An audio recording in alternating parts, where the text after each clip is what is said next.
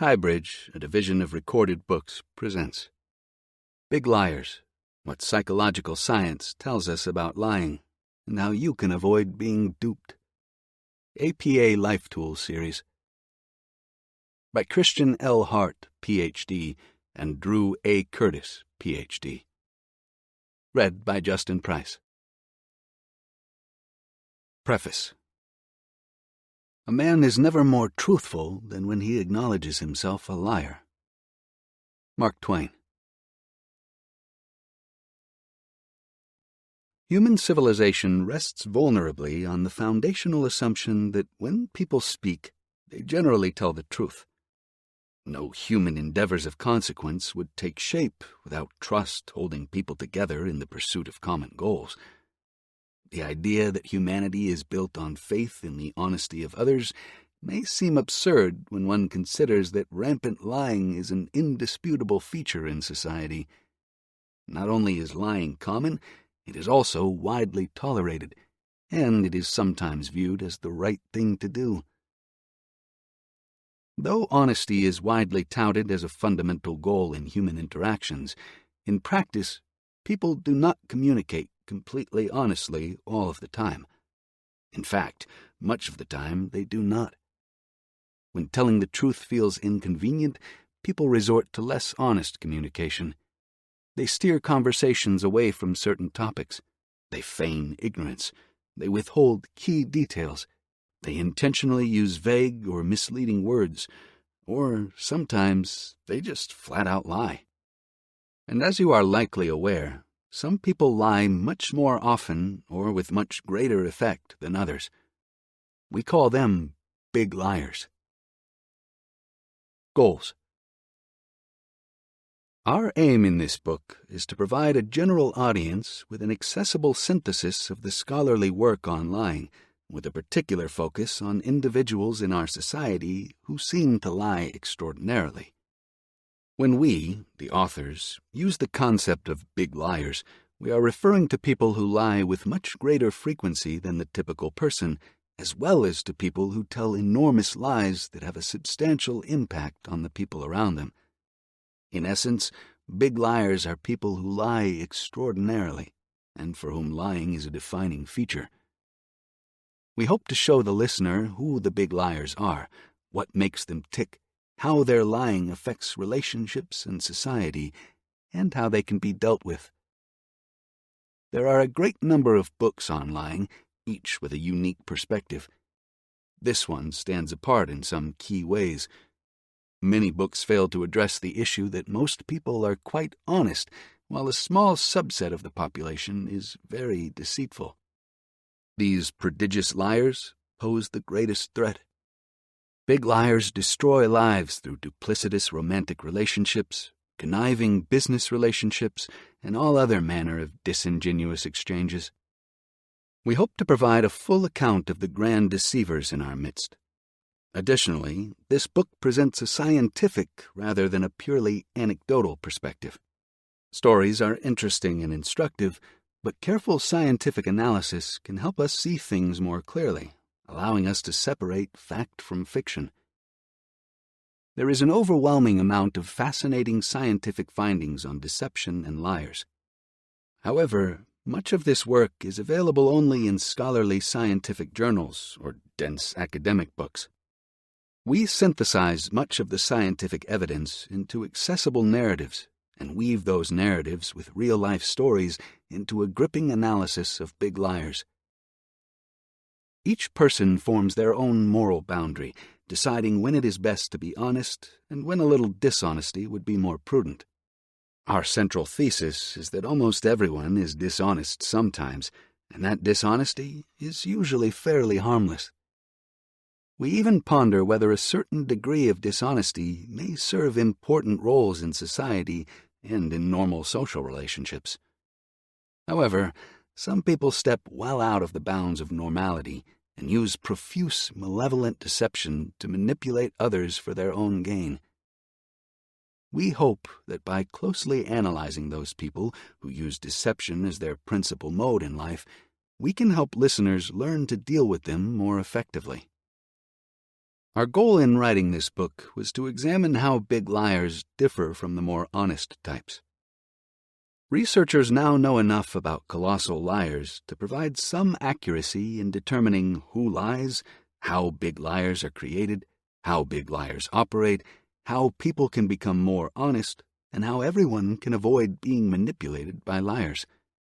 We offer helpful advice to the many people who are harmed by big liars. We hope to help listeners understand the challenges in detecting liars, as well as the prospects of reducing or eliminating lying in important contexts and relationships. Perhaps by studying the big liars among us, everyone can also learn a bit about our own strained relationships with honesty and the truth. Structure. In Chapter 1, we make the case that big liars are profoundly more dishonest than the typical person. We explore the variables that distinguish big liars from everyone else, examining innate biological differences, differences shaped by the cultures and contexts in which people were reared and live, differences in personal philosophies, and differences in key personality traits. We also posit a theory that explains who the big liars are, as well as why they lie so prolifically and monumentally.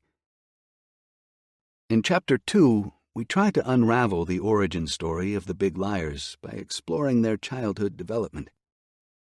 We track the emergence of lying early in childhood and the trajectories that lead some to transition into honest adults while others gravitate toward deceit. Chapter 3 delves into the world of people who play loose with the truth. Storytellers, exaggerators, pathological liars, and psychopaths all spread questionable information. We try to figure out what distinguishes these various groups of untruthful people, ultimately discerning who is a big liar and who is not.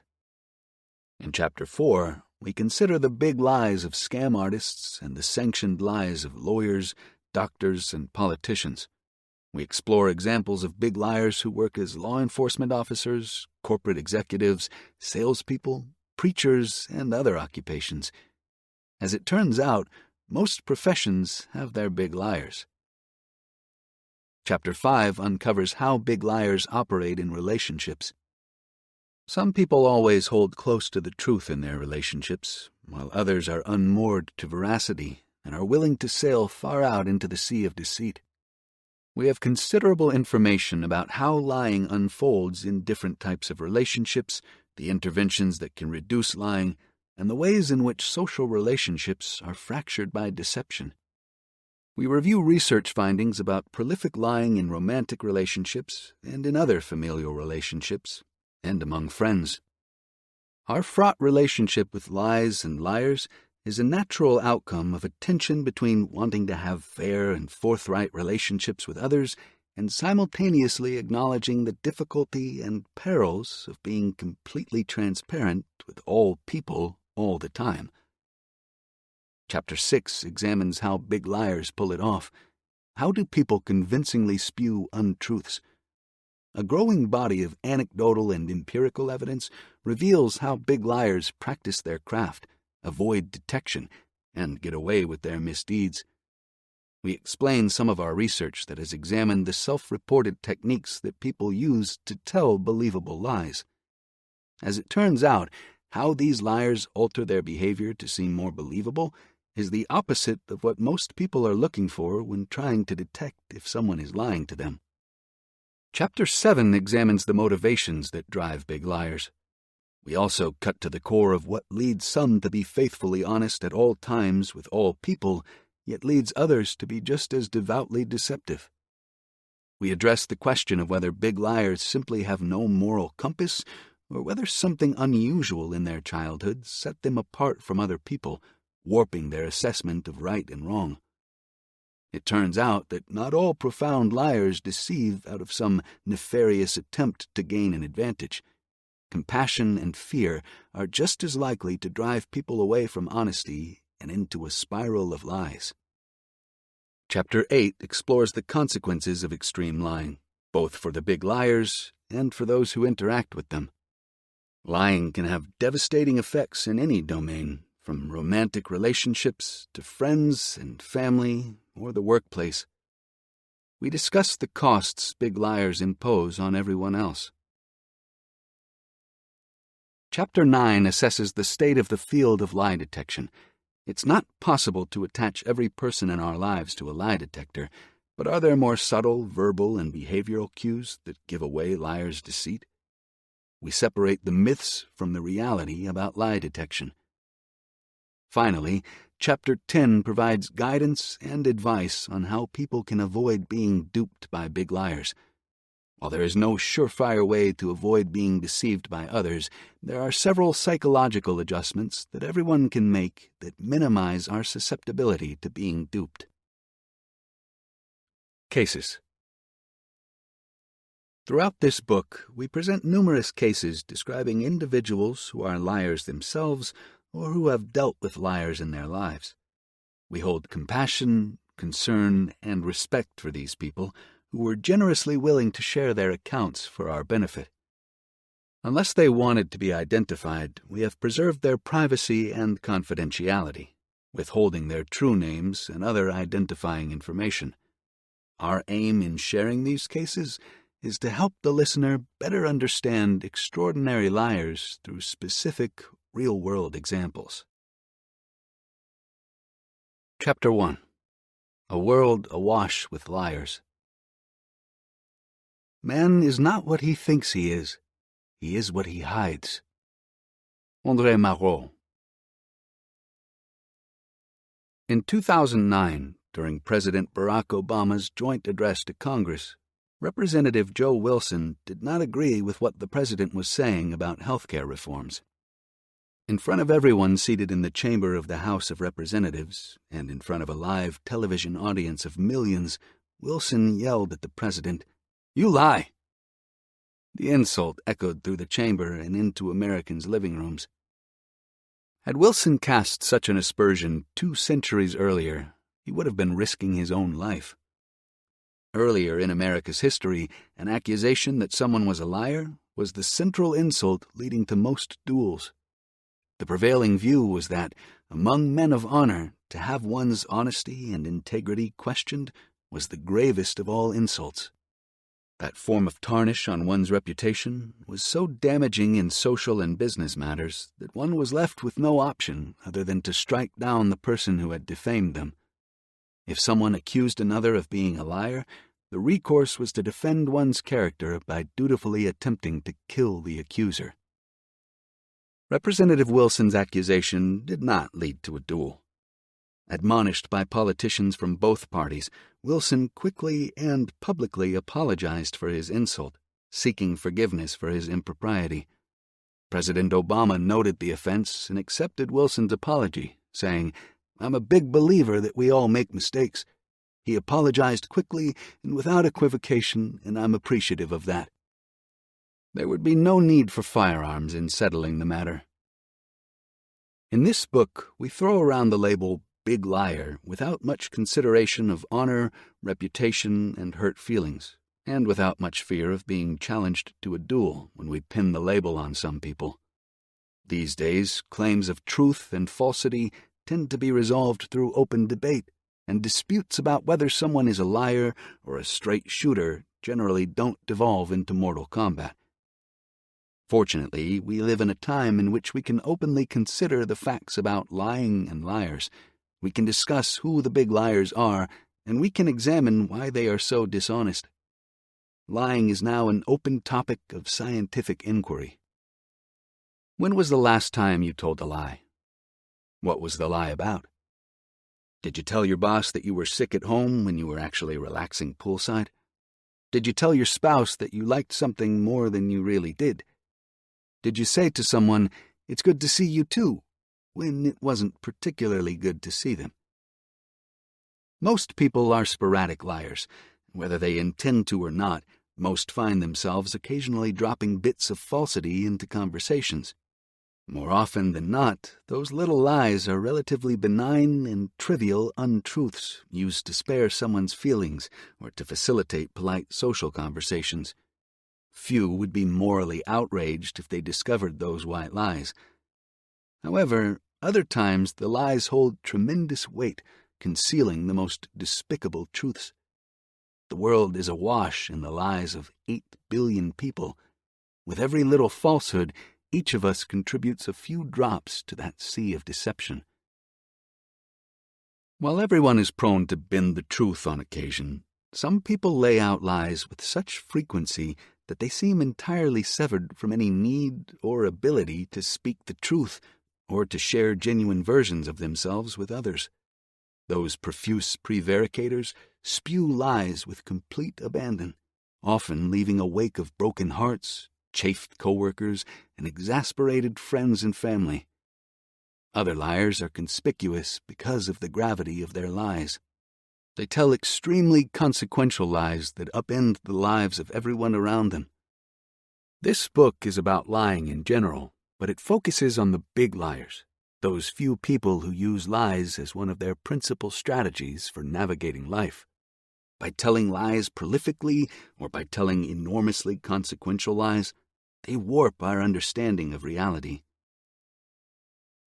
If you peruse the news on any given day, you will likely come across stories of people who made headlines because of their lies. Every day, journalists track the veracity of statements by politicians, pointing out each instance in which this congressman twisted the truth or that president told a bald-faced lie. Some statements by politicians are deemed to be gentle varnishings of the truth, while others fall into the pants-on-fire realm. Financial leaders are jailed after being caught red-handed in their fraudulent schemes. Industry titans are dethroned when they are found misleading investors about the bottom line or lying to customers about the effectiveness or safety of their products. Religious leaders are defrocked when they are discovered conning the faithful or weaving untruths to conceal their own sinful escapades. Big liars make great headlines. Jessica Vega is one example of a little-known person who rose to a certain degree of notoriety because of her big lies. Jessica was a 25-year-old living in New York. She and her boyfriend, Michael, had been together for a while and had a kid together. She had dreams of having a fancy wedding with a nice dress, flowers, and all the rest. But she and Michael couldn't afford it, at least on their own income. She was aware that people were often generous toward people who were dying, so she decided just to tell people she was not long for this world. She claimed that she had been diagnosed with leukemia and that doctors had told her she only had 5 months to live. She produced a forged letter from a doctor confirming that leukemia would soon end her life. She even lied to her boyfriend, convincing him that he would soon be raising their child on his own. She stated that before she died, she wanted to have a nice wedding and marry her boyfriend. Plans for a lovely wedding soon got underway. She lied to the owner of a wedding dress shop about her terminal affliction. The owner felt desperate to help and generously gave Jessica a $1,500 dress, a seamstress to take care of any alterations, and some nice shoes. Jessica had shaved her head to make a more convincing case for her leukemia, so someone donated a new wig for her to wear at the wedding. Another person donated a set of wedding rings. Someone else donated a stay in Aruba for the honeymoon. Others donated plane tickets for the flight. Someone else, touched by her story, paid for a wedding photographer. Many came to her aid, donating cash. As one person duped by her lies said, "It seemed so genuine. I never questioned it." Finally, the day arrived, and Jessica celebrated the wedding she had always hoped for.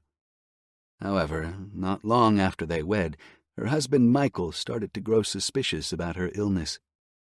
He did a little investigating and found that the letter from the doctor was a forgery. His wife was not dying and did not have leukemia. As Michael put it, Jessica lied about everything, and she's not sick. She pulled the wool over everybody's eyes. Jessica was arrested and charged with 6 felonies. Michael divorced her. In total, Jessica's lies netted her many thousands of dollars in donations for her wedding. As the prosecutors contended, By pretending to have a terminal illness, Vega inexcusably took advantage of the community's hearts and minds and profited off of their generosity, adding that our office will hold this individual accountable for fleecing the public through lies and deception. In court, Jessica admitted to making it all up. She apologized. She spent some time in jail and was ordered to pay back all her victims. Stories about big liars like Jessica Vega can be found in news stories around the world almost daily. We need not look to the news to find big liars, though. They are all around us, from the uncle whose every story is a self-aggrandizing exaggeration to the romantic partner who professes love each day but has devoted their heart to another. Everyone probably has stories about big liars we have crossed paths with. Sometimes when we discover a big liar, we can avoid their deceit by simply avoiding them. Other times we are forced to deal with their dishonesty because they are at our workplace, in our social circles, or in our families. What is a lie? Before we discuss lying in more depth, we first address exactly what a lie is. People get caught up in semantics about what counts as lying and what does not, so it's important to be crystal clear about how we define lying. All untrue statements are not lies. Sometimes people are simply misinformed or mistaken. If someone mistakenly says, Thomas Jefferson was the second president, though it was actually John Adams, most will consider that a mistake, not a lie. If we consider the distinction between a lie and a mistake, we immediately recognize what distinguishes the two. It is the intention. If someone wanted you to fail your history test, so they intentionally misinformed you that Thomas Jefferson was the second president, they would be lying. Only the intention to mislead separates the mistake from the lie. Most dictionary definitions of lying capture this element of intent, with definitions such as to make an untrue statement with intent to deceive. More broadly, people tend to see intent as a central feature of most immoral wrongdoing. Otherwise, they treat the incident as a mere accident or oversight. Thus, deception researchers also place intent as a central criterion of lying. But things get more complicated. Consider the following situation. Brian's girlfriend, Shannon, asks him what he did last night. Brian says that he stayed at home and watched television, which he actually did. What Brian left out, though, is that he also invited his ex-girlfriend over and they had sex. Did Brian lie? After all, he said nothing that was untrue. Does omitting some important fact constitute a lie? If so, are we lying when a kid asks how we like their drawing, and we say something like, I like the way you made the person green, but we don't say, I think this looks weird and amateurish. Many people view such attempts to intentionally exclude information with the intent to mislead as lies of omission. What if Shannon asks Brian what he is going to do today? Secretly, Brian has made plans for his ex-girlfriend to come over and have sex again. He tells Shannon, I'm just going to hang out at home alone. As it turns out, Brian's ex-girlfriend never arrives for their clandestine dalliance. Could we say that Brian lied? Sure, he intended to lie, but what he told Shannon turned out to be true. So, did he lie? By most definitions, he had lied because he believed that what he was saying was untrue when he said it. So, the reality of the world is not as pertinent to defining a lie as the belief and intention of the liar is. Some philosophers have argued for a broader definition that dispenses with the criterion that a lie must be a statement that is untrue. They prefer that lies be defined as statements intended to deceive, whether those statements are technically true or not. Likewise, using language that is technically true but intentionally misleading would also be viewed as a lie. For instance, if I said, you should be aware that John drinks at work, you might be concerned about John's alcohol problem. While my statement is technically true, John actually drinks water at work all day long. My language was chosen to erroneously paint John in a negative light. In a real-life example of misleading language, President Clinton contended that he had been honest when he said, "There's nothing going on between us," when referring to his sexual affair with Monica Lewinsky. He argued that the truth or falsity of the statement depends on what the meaning of the word is. For the most part, then, the broad definition of lies, statements intended to deceive, seems to capture most examples of what people consider to be lies. People also deceive with their silence. Imagine that you find a wallet in the gym and you put it in your pocket. A couple of minutes later, someone asks, "Hey, has anyone seen a wallet around here?" You remain silent. Have you lied? If intentional silence is used to communicate a deceptive meaning, we view that silence as a type of lie. Silence is just another way we communicate untruths. Looking at the various definitions of lying, we can see three key common criteria. The first is that there must be a communication, usually by speaking words, but also via sign language, gestures, the pen, social media posts, smoke signals, silence, and so on. The second criterion is that the communicator must believe that what they are communicating is not the full truth that one would expect in such a situation. The third condition is that the communicator intends for their communication to be misleading. With those criteria in mind, we prefer to define a lie as an intentionally misleading communication meant to create untrue beliefs. This definition includes lying as one form of deception, a form that hinges on the intentionally dishonest use of communication, whether wholly untrue, misleading, or omitted. For most practical purposes, we can stick with the shorthand. A lie is a communication intended to deceive. At its core, a lie is simply an attempt to persuade. People all have goals. They use lies to help achieve those goals. Lying is just one form of social manipulation, and it is a rare form at that. It is useful to think of lying not as a unique, dastardly tactic. Instead, it is one of the many tools people use to try to influence others to get what they want in life. Defining big liars. With lying sufficiently defined, we now consider big liars. We define big liars as people who tell big lies or who lie frequently. Some people manage to accomplish both. Our definition has two elements. First, big liars can be defined as people who tell big lies. By big lies, we mean lies that are extremely consequential and are likely to produce substantial effects, often disastrous ones. This definition is somewhat idiosyncratic because it hinges on a subjective evaluation of the consequences of a lie. Nonetheless, most people can readily recall someone whose lies caused massive problems. A business owner who finds out that her co-owner has been lying about company profits for years would surely view her betrayer as a big liar. A man who is scammed out of his life savings would similarly identify the perpetrator as a big liar. Likewise, a political leader who uses a lie with calamitous effects would undoubtedly be labeled a big liar by many of their constituents. Big liars who tell massive lies are defined subjectively by the impact their lies have on others. Those subjective outcomes are difficult to calculate scientifically. Instead of using a scientific metric, we tend to identify these big liars based on the level of reputational notoriety they achieve. A second way of defining big liars involves how often a person lies.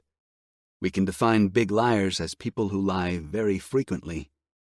These big liars seem to lie with a predictable regularity that far surpasses the dishonesty of an average person. We can identify these big liars simply by finding those people who lie the most. However, we must find a way to measure how often they lie. Measuring lying. A young woman sat at a cafe enjoying coffee and a good conversation with one of her closest friends. They talked about work, their romantic lives, worries, and plans for the future. They shared and bonded. It was a lovely conversation. When the conversation ended, the young woman took a diary book out of her purse. She jotted down some notes about who her friend was, what they had talked about, and how long the conversation had lasted. She wrote some notes about how many times she had lied to her friend, and she wrote down what she had lied about and why she had lied. This woman was a participant in a large psychological study on lying.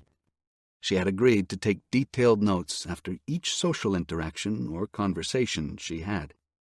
She would track the particulars of each social interaction, especially information about every lie that she told.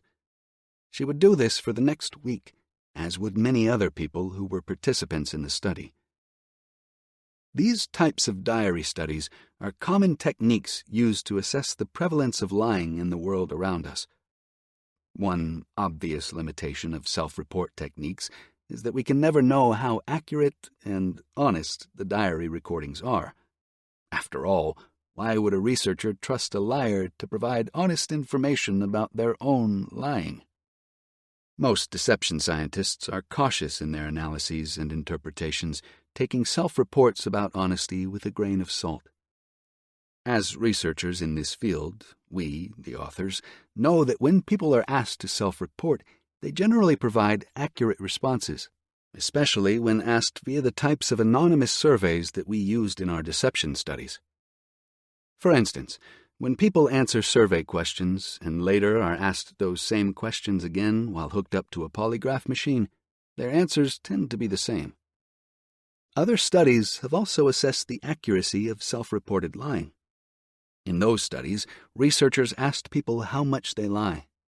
Then, unbeknownst to the participants, the researchers created situations in which they could verify if participants in fact cheated and lied in a game.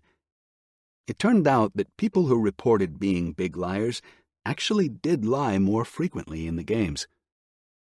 While we can never be absolutely sure that someone is being truthful in our surveys, several lines of research suggest that they generally are. How often do people lie? Pete Rose was a dominant force in American baseball for decades, first as a player and then as manager of the Cincinnati Reds. He had held the all-time hitting record, he was a 3-time World Series winner, and he had been selected as an All-Star 17 times. However, he had secrets. In 1989, the commissioner of Major League Baseball announced that Pete Rose was being investigated for serious allegations that were later revealed to be about gambling. Pete was accused of gambling on Major League Baseball games, breaking one of the most serious rules in the league.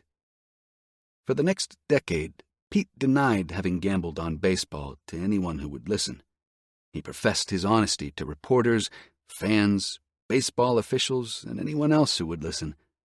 He was asked about the gambling accusations at every turn, and he was always adamant that he had never gambled on Major League Baseball games. His ardent fans believed him and supported him.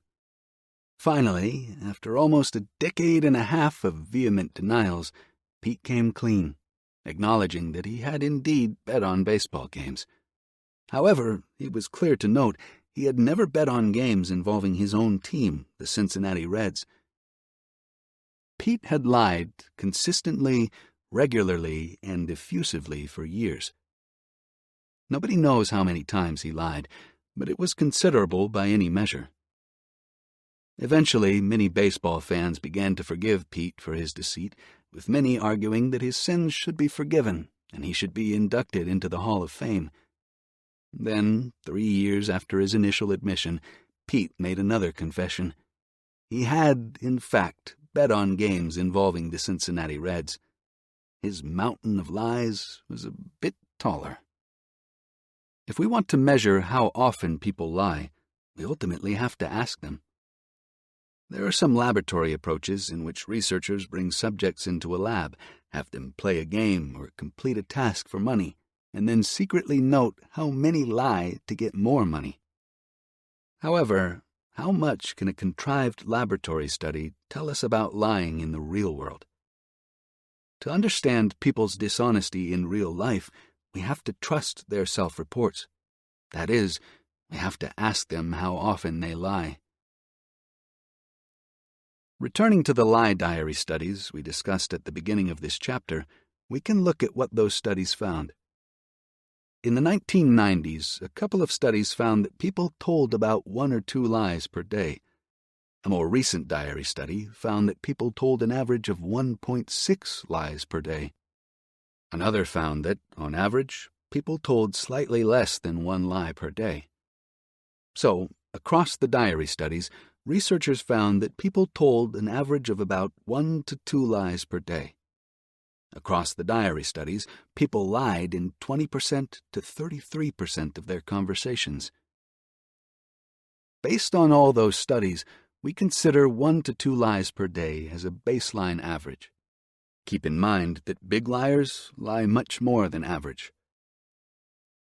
Information about lying is also available from several national polls that asked Americans whether or not they lie at all.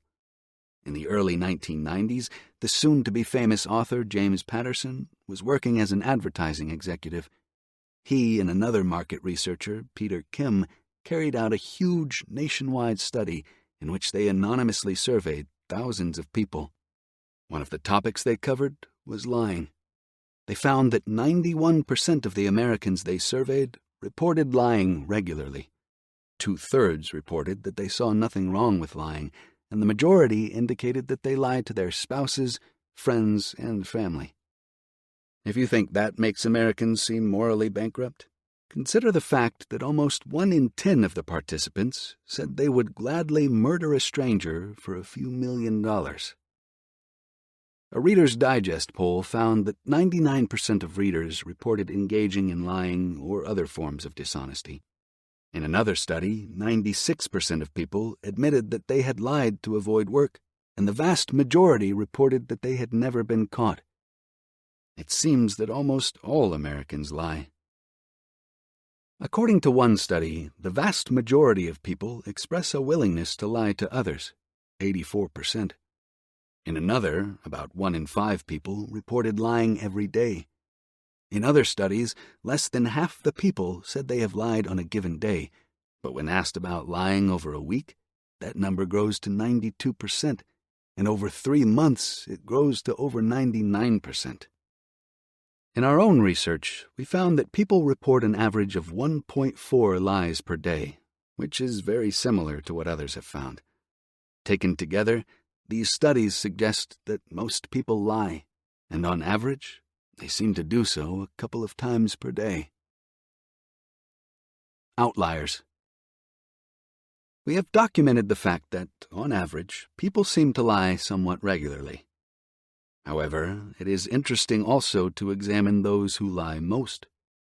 Thus, we turn our attention toward those at the extremes. If we take a second look at the diary studies in which people on average lied about 1 or 2 times a day, we can examine the patterns of dishonesty a bit more closely. Though the average was about 2 lies per day, things were a little more nuanced than that. What that means is that not everyone lied once or twice a day.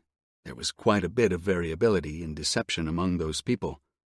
Some people certainly did lie exactly 2 times per day, but others lied much more than that, and others lied less often. We can analyze that variability and identify the most dishonest individuals. If we look at most traits and characteristics of people, we see that individuals can differ quite a bit from one another. Take income, for example. In 2019, the U.S. Census Bureau calculated that the average household income from wages was about $52,000. That number provides a fine summary of how households in the country are doing financially. That average value also hides some important details. For instance, it conceals the fact that in 2019, a couple of hundred households each brought in more than $50 million in wages alone. Those extreme values are called outliers. The average, also called the mean, can hide the outliers. When I tell you the average human is 5 feet 5 inches tall, you know nothing about Sultan Kosen, the tallest living human, who stands at 8 feet 3 inches tall. Sultan Kosen is an outlier. Knowing the average tells you little about people at the extremes. What happens if, instead of looking at the average number of lies people tell per day, we look at the details behind that average? Just as with household income and height, we can see substantial variability. Some report lying very little or not at all, and some lie substantially.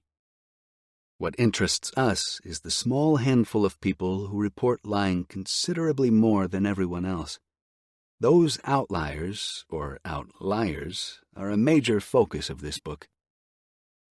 A detailed analysis of DiPaolo et al.'s data from diary studies on lie frequency revealed that some people lied habitually. On average, people told about 2 lies per day, but one person reported telling 46 lies over the course of the week. That works out to about 6.6 lies per day. Sirota et al.'s reanalysis showed that a small group of liars, about 9%, told a disproportionately large percentage, 26%, of the lies. Additionally, each of those liars told an average of about 5 lies per day. In our research, we became interested in the outliers only recently. We wanted to understand the people who lie much more than the average person, so we set out in pursuit of the big liars. Who are the people who practice deception every single day and in most of their social interactions? What separates the big liars from the rest of the populace? How did they become big liars? How does their dishonesty affect their lives and the lives of the people around them? Ultimately, what can we do if these big liars are in our lives? With lying, we find what, in the world of research and statistics, is called a positively skewed distribution.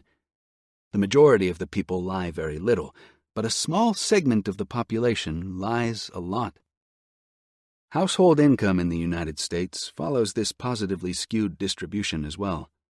The top 10% of households bring in more than 30% of the income.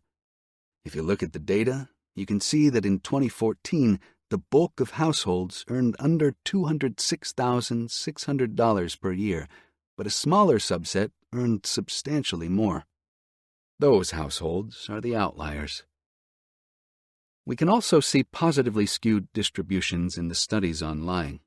For instance, we can examine the data from one study in which the researchers recorded 10-minute conversations people had with a stranger and then counted how many times they had lied. On average, people told 2 lies during their short conversations. However, a reanalysis of the data showed a positive skew.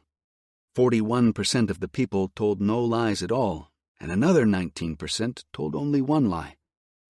Thus, most people either were completely honest or hardly lied at all, while a small group of participants, 26%, told 72% of the lies. The biggest liars passed off 12 lies in only 10 minutes. The outliers, the people who lie more than everyone else, stand out even more in studies in which researchers measure how many lies people have told in the past 24 hours. In one of those studies, 60% of people reported that they told no lies at all on the preceding day.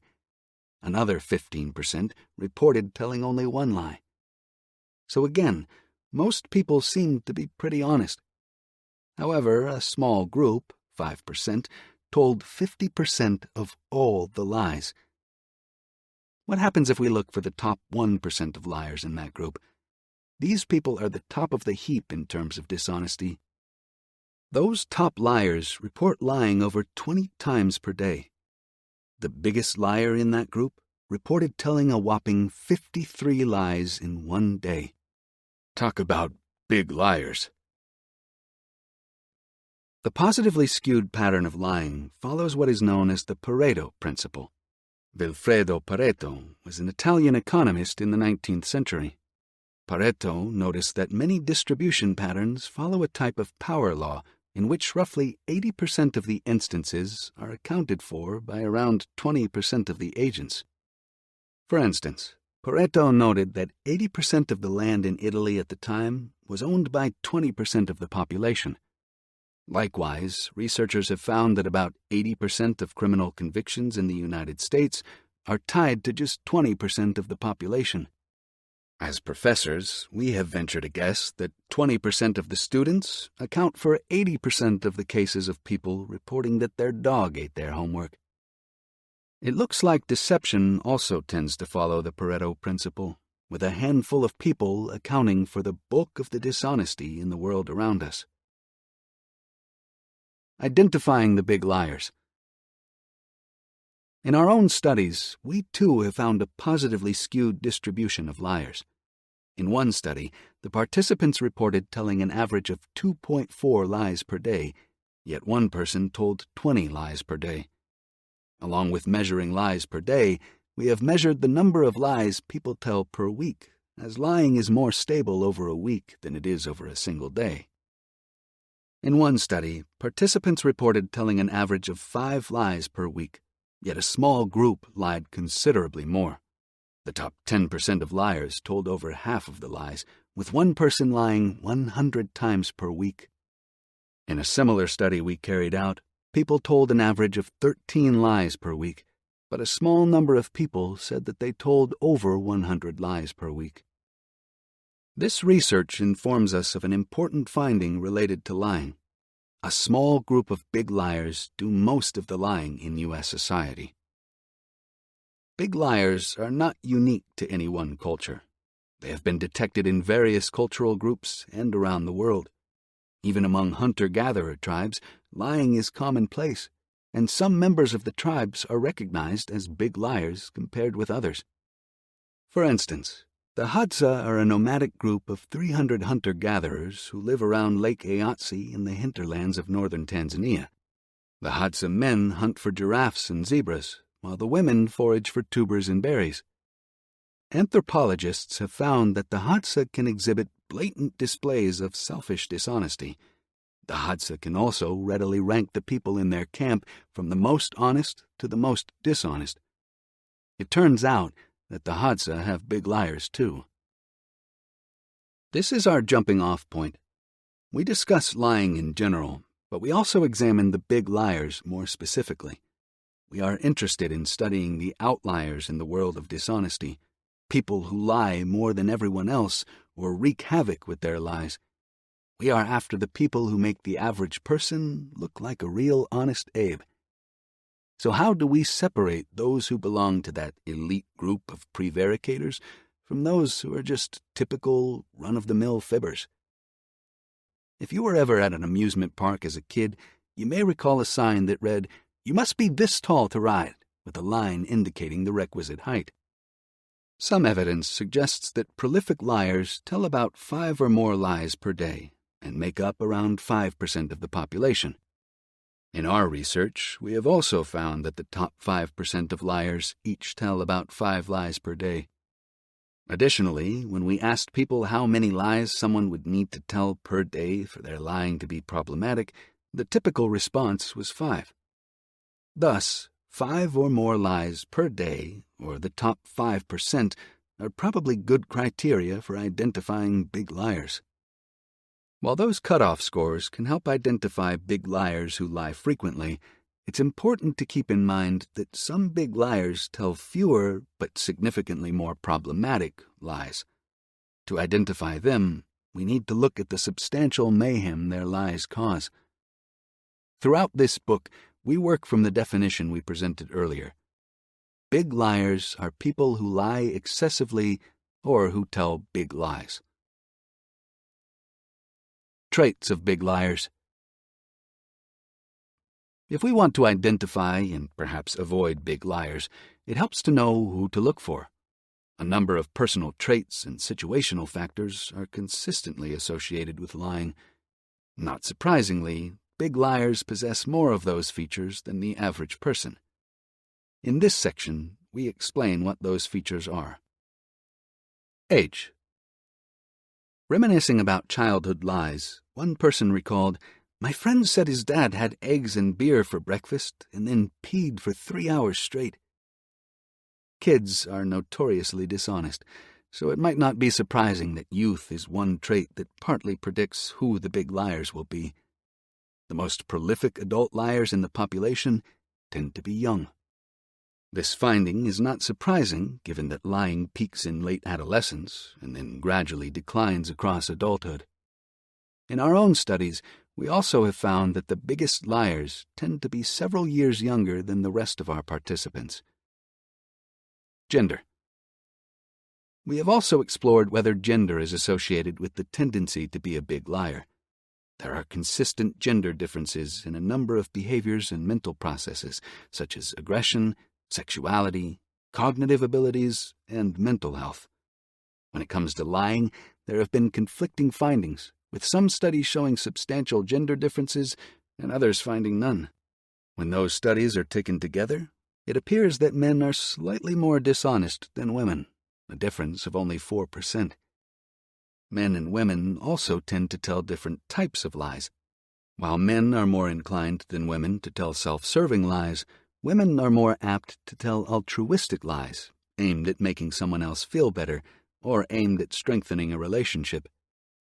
When it comes to big liars, the evidence seems pretty clear that men are much more likely than women to be the most prolific liars. Intelligence. Some have argued that intelligence might make someone a more capable liar. Just imagine if Albert Einstein had focused his immense cognitive resources on lying instead of relativity theory. However, no clear link has been observed between big liars and intelligence. Some researchers have found a link between higher intelligence and lying, while others have concluded that people with lower cognitive abilities are the ones who tend to lie most often. We think that the jury is still out on whether big liars are more intelligent than people who lie less often.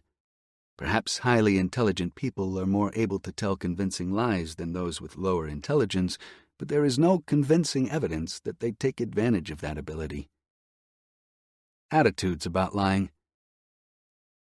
Another approach to understanding who the big liars are is to look at people's attitudes about lying. If people consider lying to be immoral, we should expect them to be honest. But what if they have no qualms about lying? There is quite a bit of variability in people's attitudes about deceit, with some people seeing lying as very wrong and others viewing it as entirely permissible. Not surprisingly, we have found that the biggest liars tend to view lying as more morally acceptable than those who lie less often do. Most people have a need to see themselves as good and morally dutiful, so they are mostly honest. When people break with their moral principles, they feel guilty. People who are unencumbered by feelings of guilt tend to lie significantly more than those who feel more guilty. Paying attention to people's moral attitudes about dishonesty will help you spot big liars. Religiosity. Somewhat relatedly, we have examined whether religious beliefs and attitudes correspond with a person's tendency to lie a lot.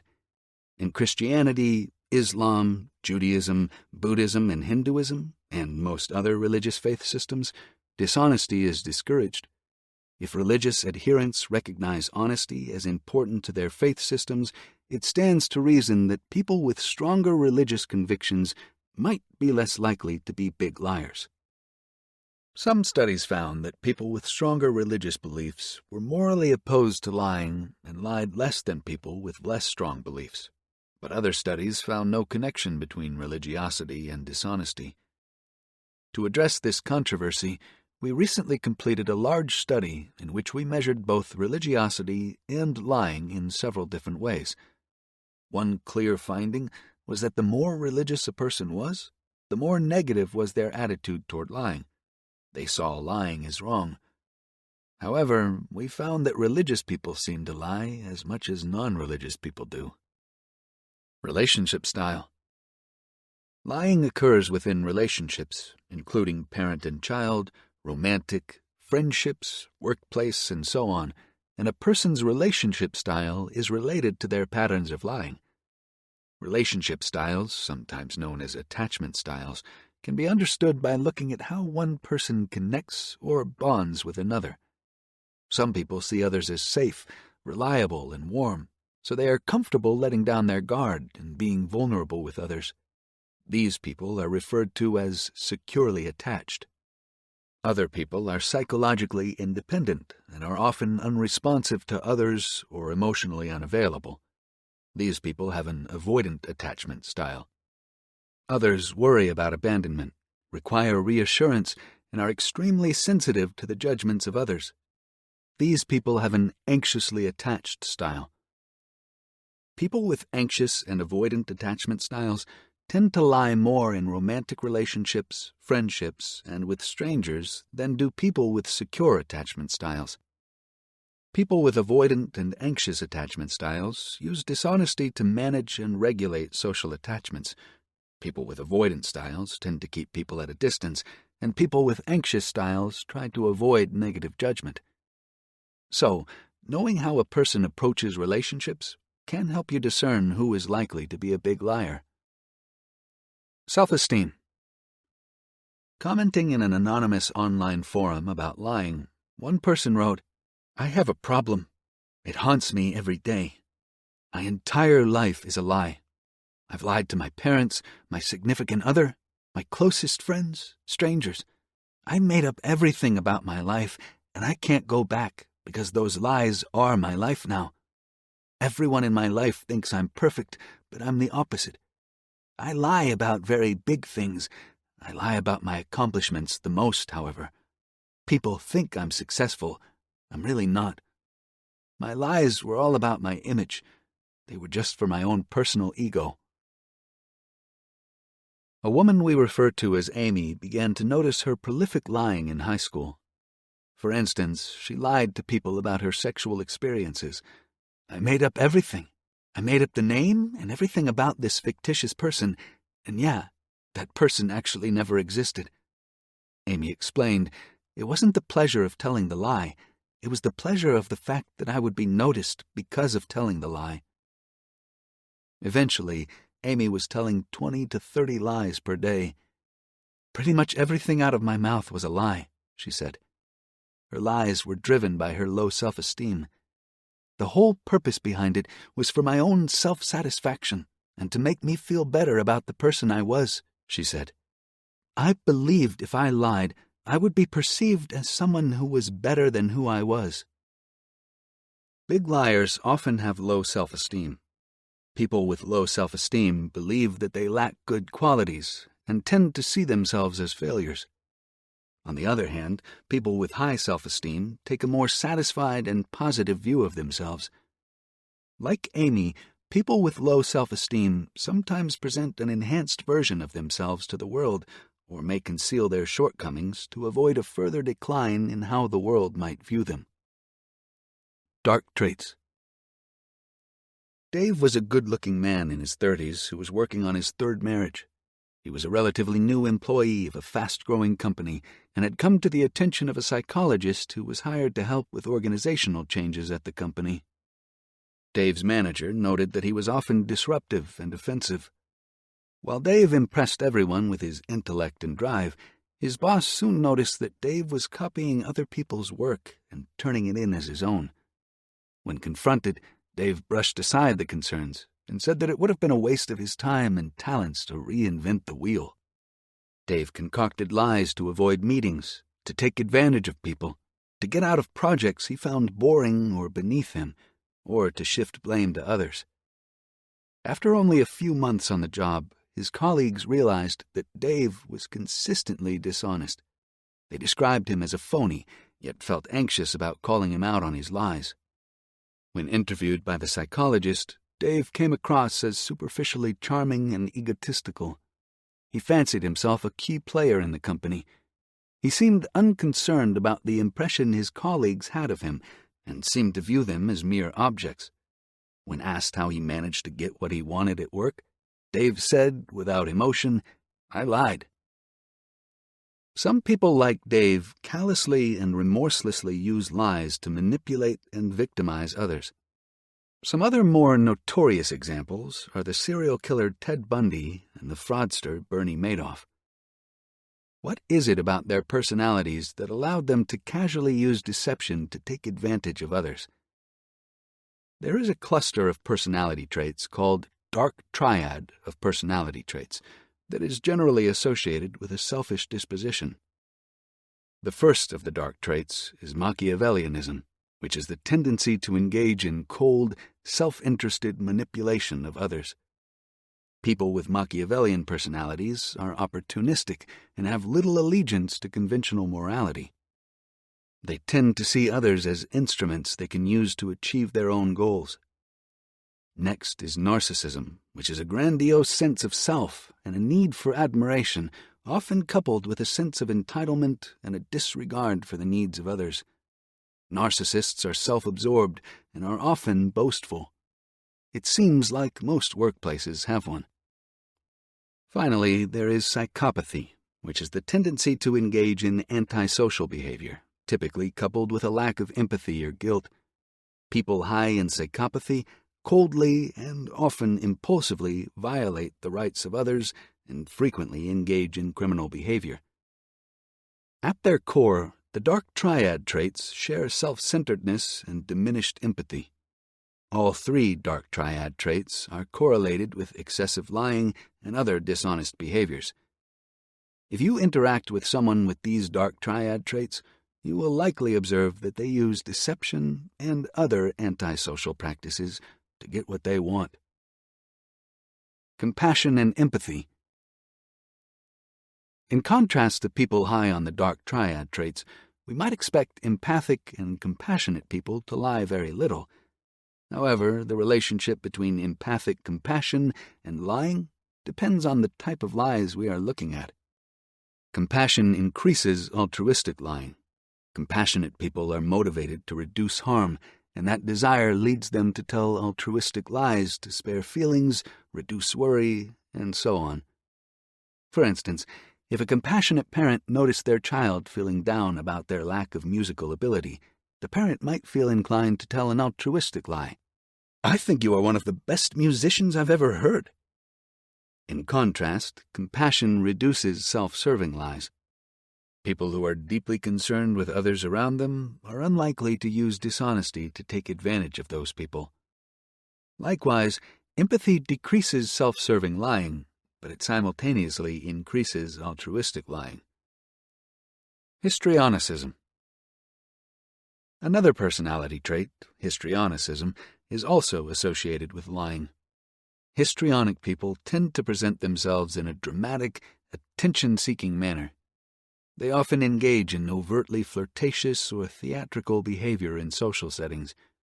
Their dramatic style is often aimed at drawing attention to themselves. They may act excessively emotional, intimate, or provocatively, and become frustrated when others do not reassure them that they are the center of attention.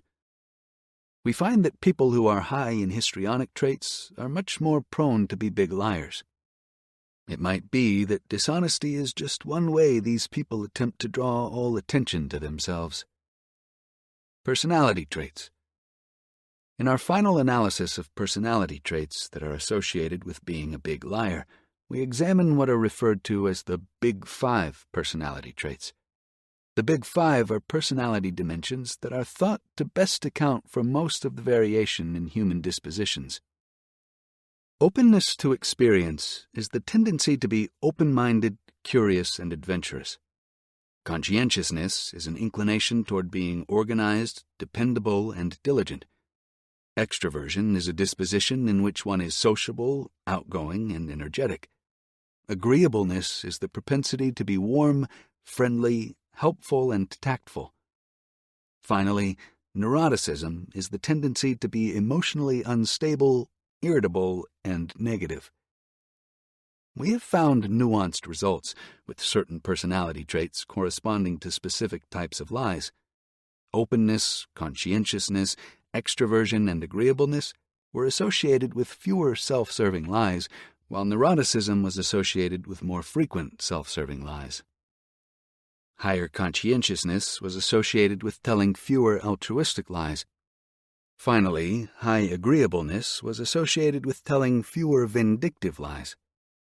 When considering the Big Five personality traits, each type of lie seems to be associated with a somewhat different personality profile.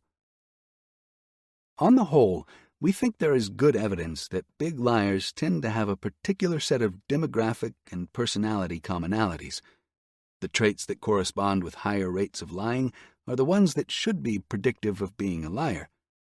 If we can be mindful of the people in our lives who possess those traits, and especially if we can notice when people exhibit many of those traits together, we may identify big liars before we fall victim to their lies. The situation. While understanding the person and their underlying personality traits can be helpful in understanding the propensity to lie, we should also give serious consideration to the situation. Most of us have probably been in situations in which we felt that lying was our best option for sparing someone's feelings, helping a friend out of a difficult spot, or avoiding some other catastrophic outcome. Even the most honest person might be tempted to lie if the contextual variables were just so. The psychologist Kurt Lewin offered an equation meant to account for human behavior. It is written as B equals FPE, or behavior, B, is of function, F, of the person, P, and the environment, E. The equation can be understood as an explanatory system for all human behavior.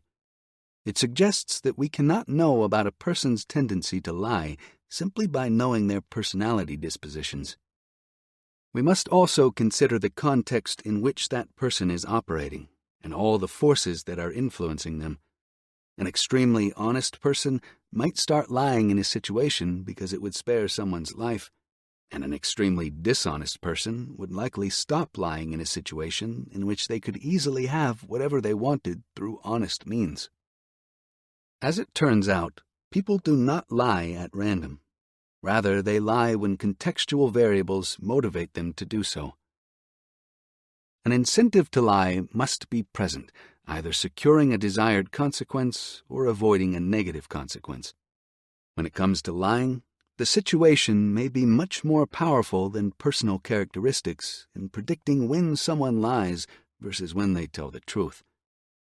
So what types of situations tend to be associated with being a big liar? An obvious condition is when people are violating the rules and expectations of others.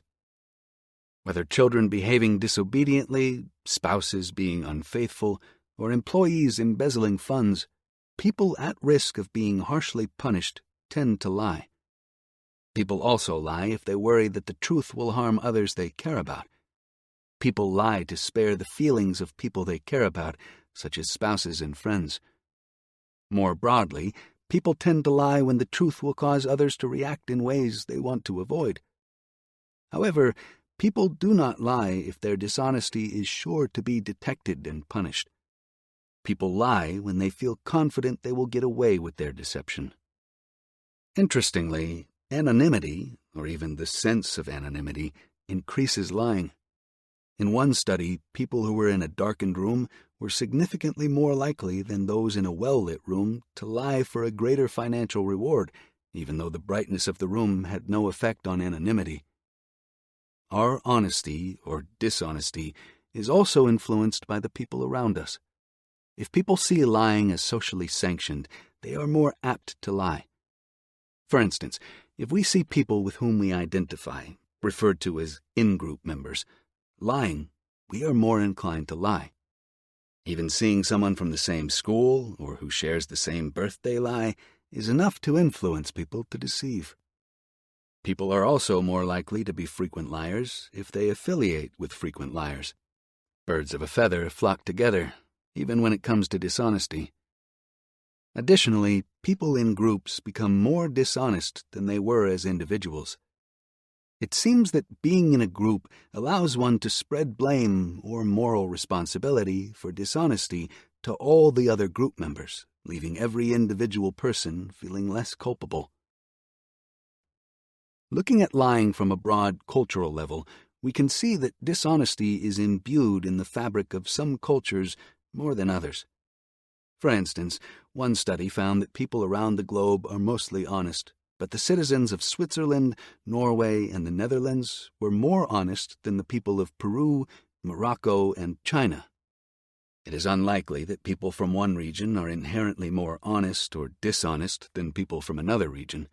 It is more likely that some countries simply have social or cultural structures in place that promote or minimize the motivation to be dishonest. A study of people in 23 different countries showed that the amount of dishonesty in each country was correlated with the amount of institutionalized rule-breaking, such as government corruption, election fraud, and tax evasion, that occurred within those countries. In countries where rule violations were rampant, people in experimental settings were more likely to lie for financial gain. It seems that people adjust their levels of honesty or deception to the context in which they live. People surrounded by dishonesty will tend to be dishonest themselves.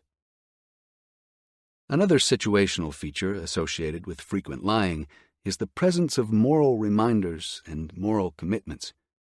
Moral reminders and moral commitments can be presented in the form of honor codes that people are asked to sign. By signing honor codes, usually at schools or workplaces, people agree not to engage in dishonest behavior. People who sign honor codes lie significantly less than those who do not. In a study on moral reminders, the researchers asked participants to sit in front of a mirror. The idea was that seeing oneself would be a moral reminder, in particular that seeing oneself misbehave would be an unavoidable reminder of one's moral shortcomings. People who were seated in front of a mirror were much more honest than people who were not. However, not all moral reminders seemed to be effective. The researchers found that having people reflect on the 10 Commandments from the Bible had no discernible effect on lying. People's level of moral engagement is not stable, but rather it is high in the morning and then fades through the day. Interestingly, people were much more likely to be honest at the start of the day and increasingly more likely to be dishonest as the afternoon rolls around. A similar effect appears with sleep deprivation. People deprived of sleep lie more. Also, we can cause moral disengagement by wearing people down with a mentally taxing computer task. Once worn down, people lie more.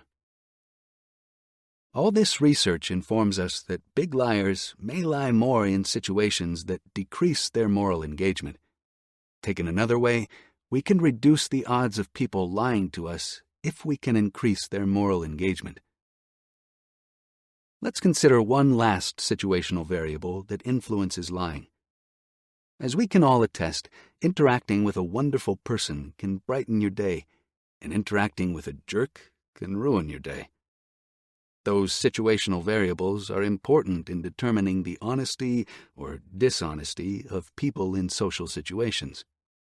In one clever study, the researchers gave participants false, scathing feedback about an essay they had written. Soon thereafter, the upset people were placed in a situation in which they could either lie or tell the truth. The upset people were much more likely to lie.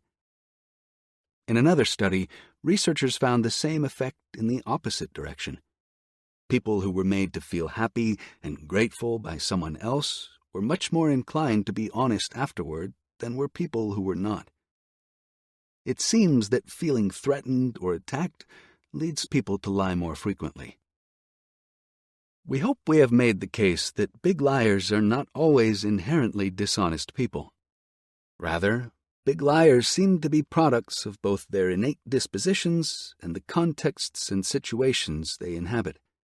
If we want to identify the big liars in our world, we should be mindful of both. A theory of lying. Deception researchers have uncovered a copious amount of information about the traits of people who lie frequently and the types of situations in which they are most likely to lie.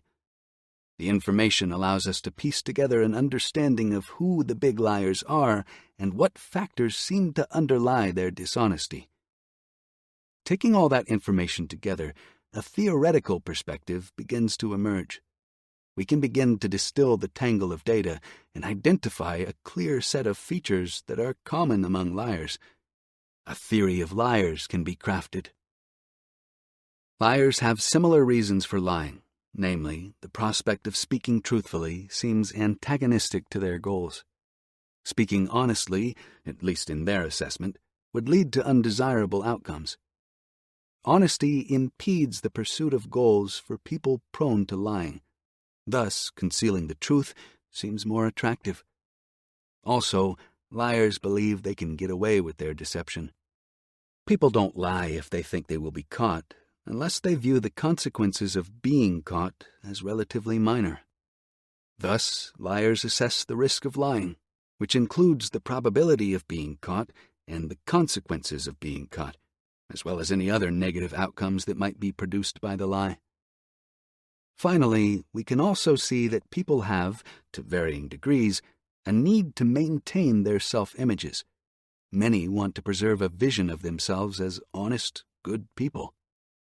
Most will refrain from substantial lying because it violates their moral principles. People who lie more freely are less concerned about morality, or they find it easier to morally justify their dishonesty. From these conclusions, we have formulated a theory of lying, called the tripartite theory of lying and dishonesty, that hinges on 3 criteria. The first is the perceived utility of lying. The expected utility of lying, U. Utility, a concept from the field of economics, is the satisfaction that is derived from something. People lie when they think lying will produce some satisfying outcome or utility. They behave dishonestly when they spot an opportunity for dishonesty to allow them access to desirable outcomes that honesty would not. When people have violated rules, lying allows them to escape punishment. When they spot an opportunity for nefarious gain, a lie might help them go undetected. The utility of lying might also stem from avoiding the dangers posed by others who are more threatening and powerful. But people also lie for more noble reasons, such as to spare the feelings of a loved one. Still, lies occur when the liar spots an opportunity to get a desirable result that honesty would not produce. For the most part, people tend to lie when the truth will cause others to think, feel, or react in ways they want to avoid. The expected external disutility of lying, ED. Disutility, or negative utility, is a concept that encompasses the idea that something produces an unsatisfactory outcome. People lie when they expect the disutility of lying to be low. That is, they tend to behave dishonestly when they think their dishonesty will go undetected, or when they expect that the consequences of detection are tolerable. People do not lie if their dishonesty is likely to be detected and punished harshly. In short, people consider the bad outcomes that may follow dishonesty. The expected internal disutility of lying, ID. Internal disutility is an intrinsic aversion to something. People can conceptualize a higher moral realm that they perceive as satisfying. People usually behave morally, honestly, to feel the satisfaction of being in that higher moral realm. Likewise, people generally avoid dishonesty because it leads to moral dissatisfaction or a degraded sense of self. When we notice that we are behaving immorally, most of us feel the weight of shame, guilt, and regret. We have a moral aversion to lying, per se. However, people have a remarkable capacity to ethically justify their dishonesty. They manage to convince themselves that they are lying for the greater good. My lie will prevent many other bad things from happening. They devalue the target of their dishonesty. That person doesn't deserve the truth because they have always been a jerk to me. They use counterfactuals to rationalize their lying. If others were in this situation, they would do the same thing. Also, people will engage in a form of moral accounting to justify their dishonesty. I was honest all week, so a little lie right now isn't that bad. Taken together, the tripart theory of lying and dishonesty predicts when people will lie and when they will refrain from lying. Essentially, if we can understand when people see a utility in lying, when they perceive external disutility, and when they expect to feel internal disutilities, we can predict the circumstances in which people will be dishonest. For example, Imagine a mother who cannot afford the expensive medical treatment for her severely ill child. Now imagine that if she lied on a form about having medical insurance, the doctor would deliver the treatment. We can see how that mother might see a strong utility in lying. Now further imagine that she knows that doctor is very sympathetic and would likely not report her to the police should the lie be discovered. In that case, the mother might rightly perceive a low external disutility of lying. Suppose even further that the doctor normalized lying by saying to the mother, "I know a lot of people who can't afford this treatment simply lie on the insurance form, and I think that is not a bad thing to do," as he winks at her and hands her a pin. We might surmise that the mother would now view the lie as morally permissible. The tripartite theory of lying and dishonesty tells us that mothers in this situation would be much more likely to lie than they would if the child were less ill, the consequences of being caught lying were harsh, and the doctor discussed the importance of absolute honesty. The theory lets us know who tends to be honest and who tends to lie. The theory of big liars. The tripartite theory of lying and dishonesty addresses situations in which we might expect people to lie. However, it also predicts who is likely to be a big liar. Big liars are simply people who meet the three criteria regularly. That is, big liars are people who consistently see a utility or an upside to lying, consistently view the probability and consequences of being caught as tolerable, and consistently view their lying as morally or ethically permissible. Using this theoretical perspective, we can break down the three elements of being a big liar. The first criterion is that big liars see some advantage to lying. They consistently calculate that others will respond in undesirable ways if they are honest. So, who are these big liars? For starters, they are people who are regularly doing bad things and don't want to be caught and punished. A thief is likely to lie regularly to cover their tracks. A spy will need to lie frequently for the same reasons. A kid with difficult-to-please parents is likely to lie to conceal violations of rules. Importantly, people with things to hide are not always bad people. Gay children growing up in intolerant homes may lie to conceal their sexual identities from parents who might treat them harshly. People with a high need for approval may lie to receive the approval they desire from others. People who feel unworthy may lie to seem less deficient.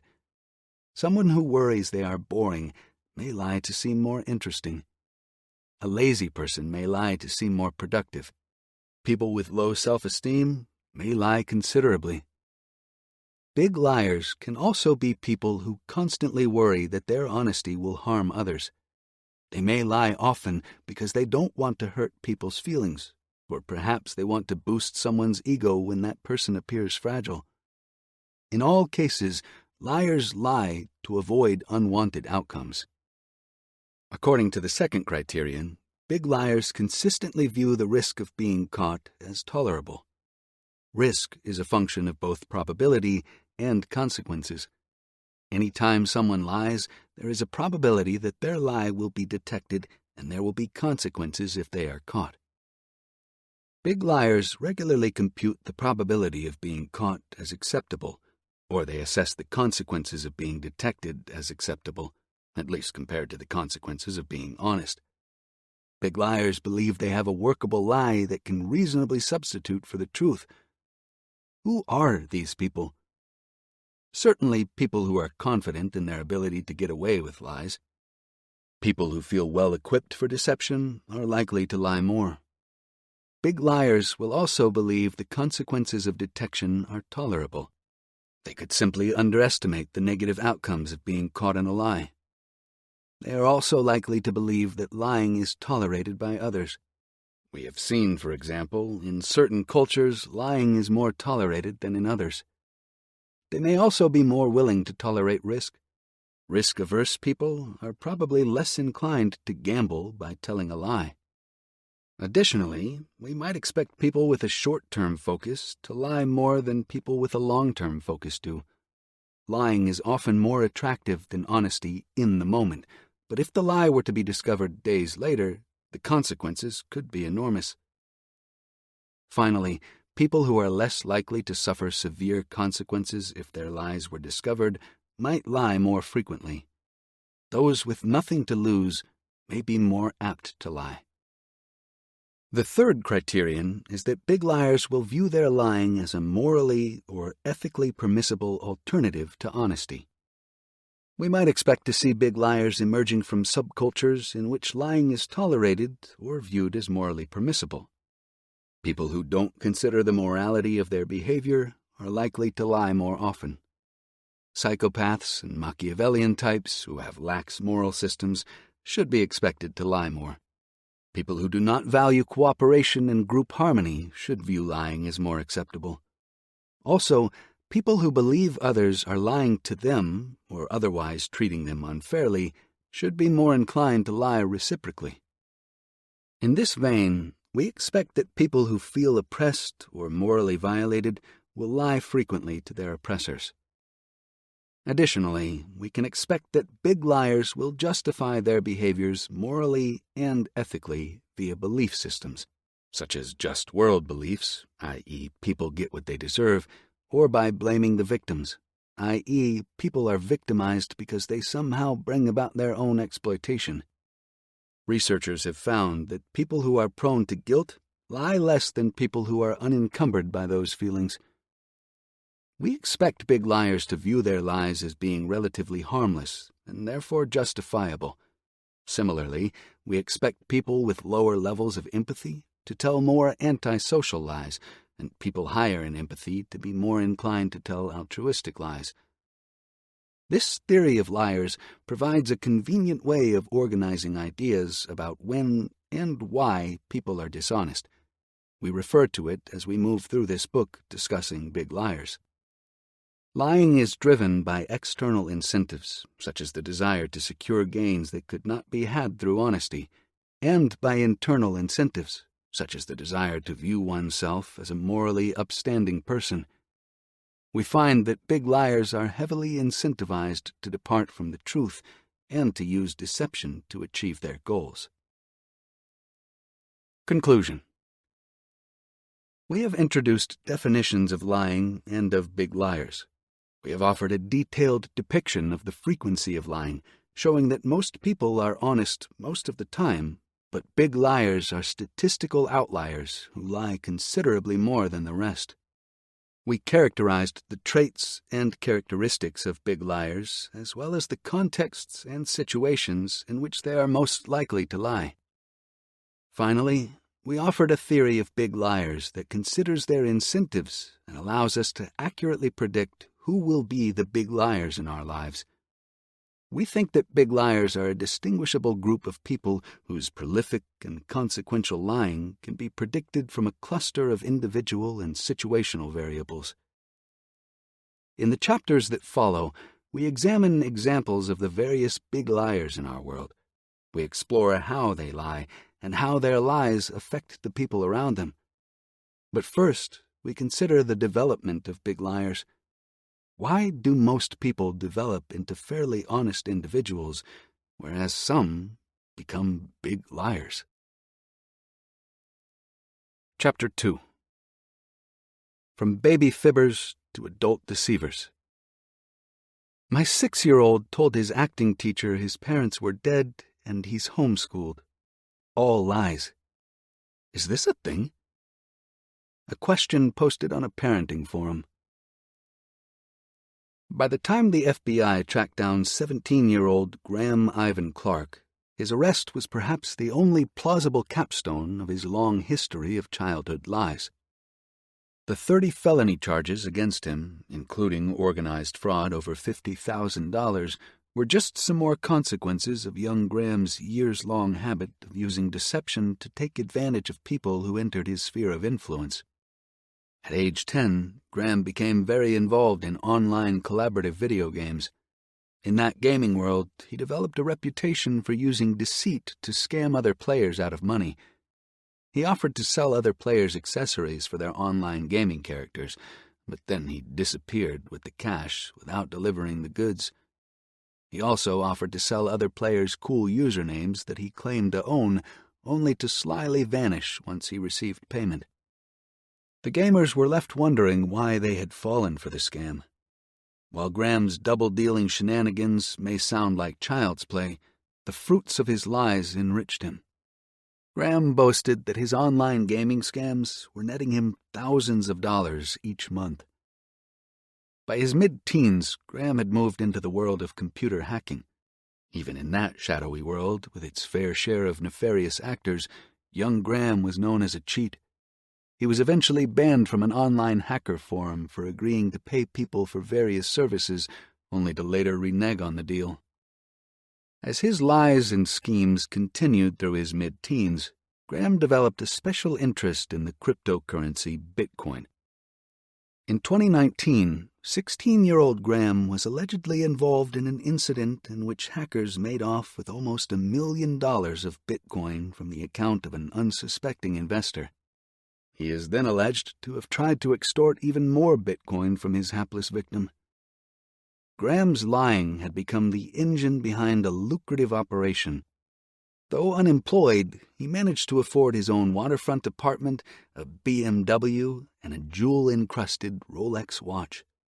Graham's earlier schemes had flown under the radar of law enforcement, but his nearly $1 million Bitcoin heist drew their attention.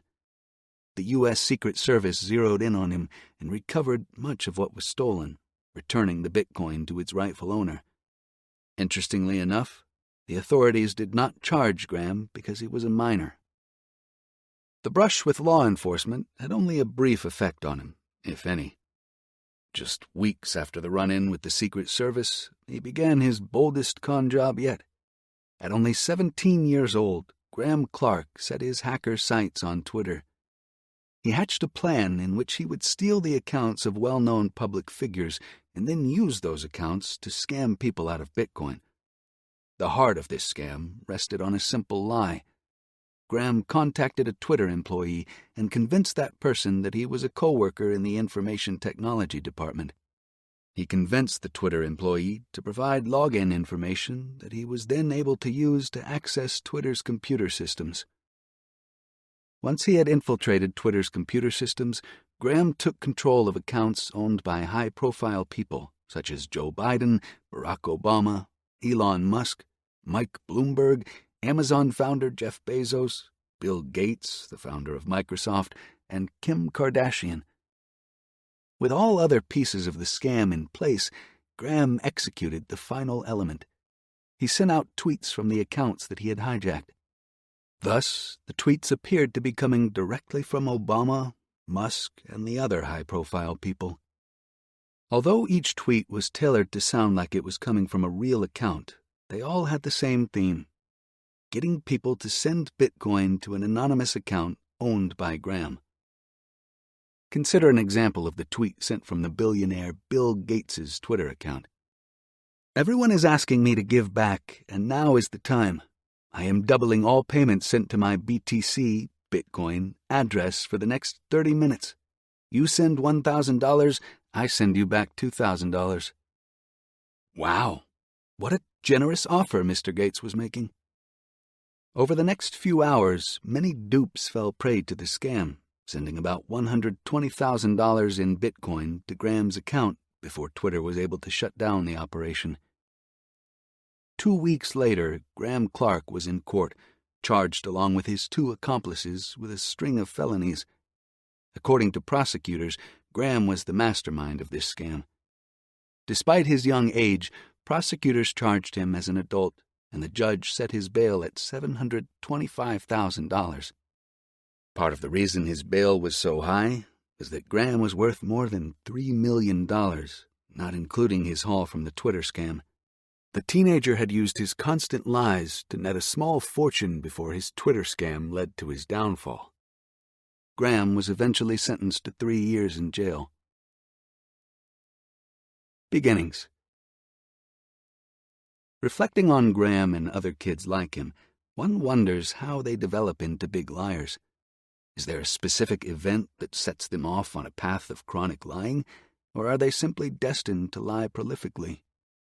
Perhaps dishonesty is coded in their genes and baked into their basic nature at birth. Could it be that all kids start off as liars, but most transition into honest adults, with a small handful carrying on with deception?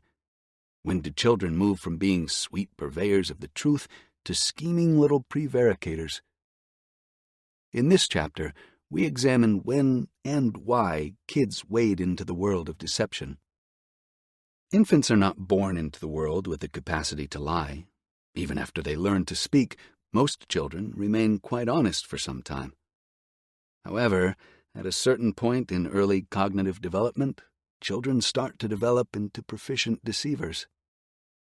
The onset of lying is tied to the development of new cognitive abilities, such as empathy, perspective-taking, and realizing that others can hold different beliefs. Early childhood environments begin to shape the degree to which one tells lies. In this chapter, we first explore how and why kids begin to lie, and will then explore why some depart on more deceitful trajectories and become big liars. Then we examine the factors that lead to kids becoming big liars, and we explore some psychological disorders that may underlie many cases of prolific lying. The study of the development of lying began with Charles Darwin in the early 1840s. Darwin made systematic observation of his son Erasmus's development, including his reflexes, emotions, morality, cognitive processes, and language. He also described the first instance in which he witnessed young Erasmus lying at age 2 years, 8 months. I met him coming out of the same room, and he was eyeing his pinafore, which he had carefully rolled up, and again his manner was so odd that I determined to see what was within his pinafore, notwithstanding that he said there was nothing and repeatedly commanded me to go away, and I found it stained with pickle juice, so that here was carefully planned deceit. Modern studies that examine the development of lying are ingenious examples of entrapment. Researchers bring a child into a room and seat them. Then, on a table behind the child, the researcher unpacks a toy, but instructs the child not to turn around and look at it. The researcher then says that they have to leave the room for a minute, but they remind the child not to turn around and look at the toy.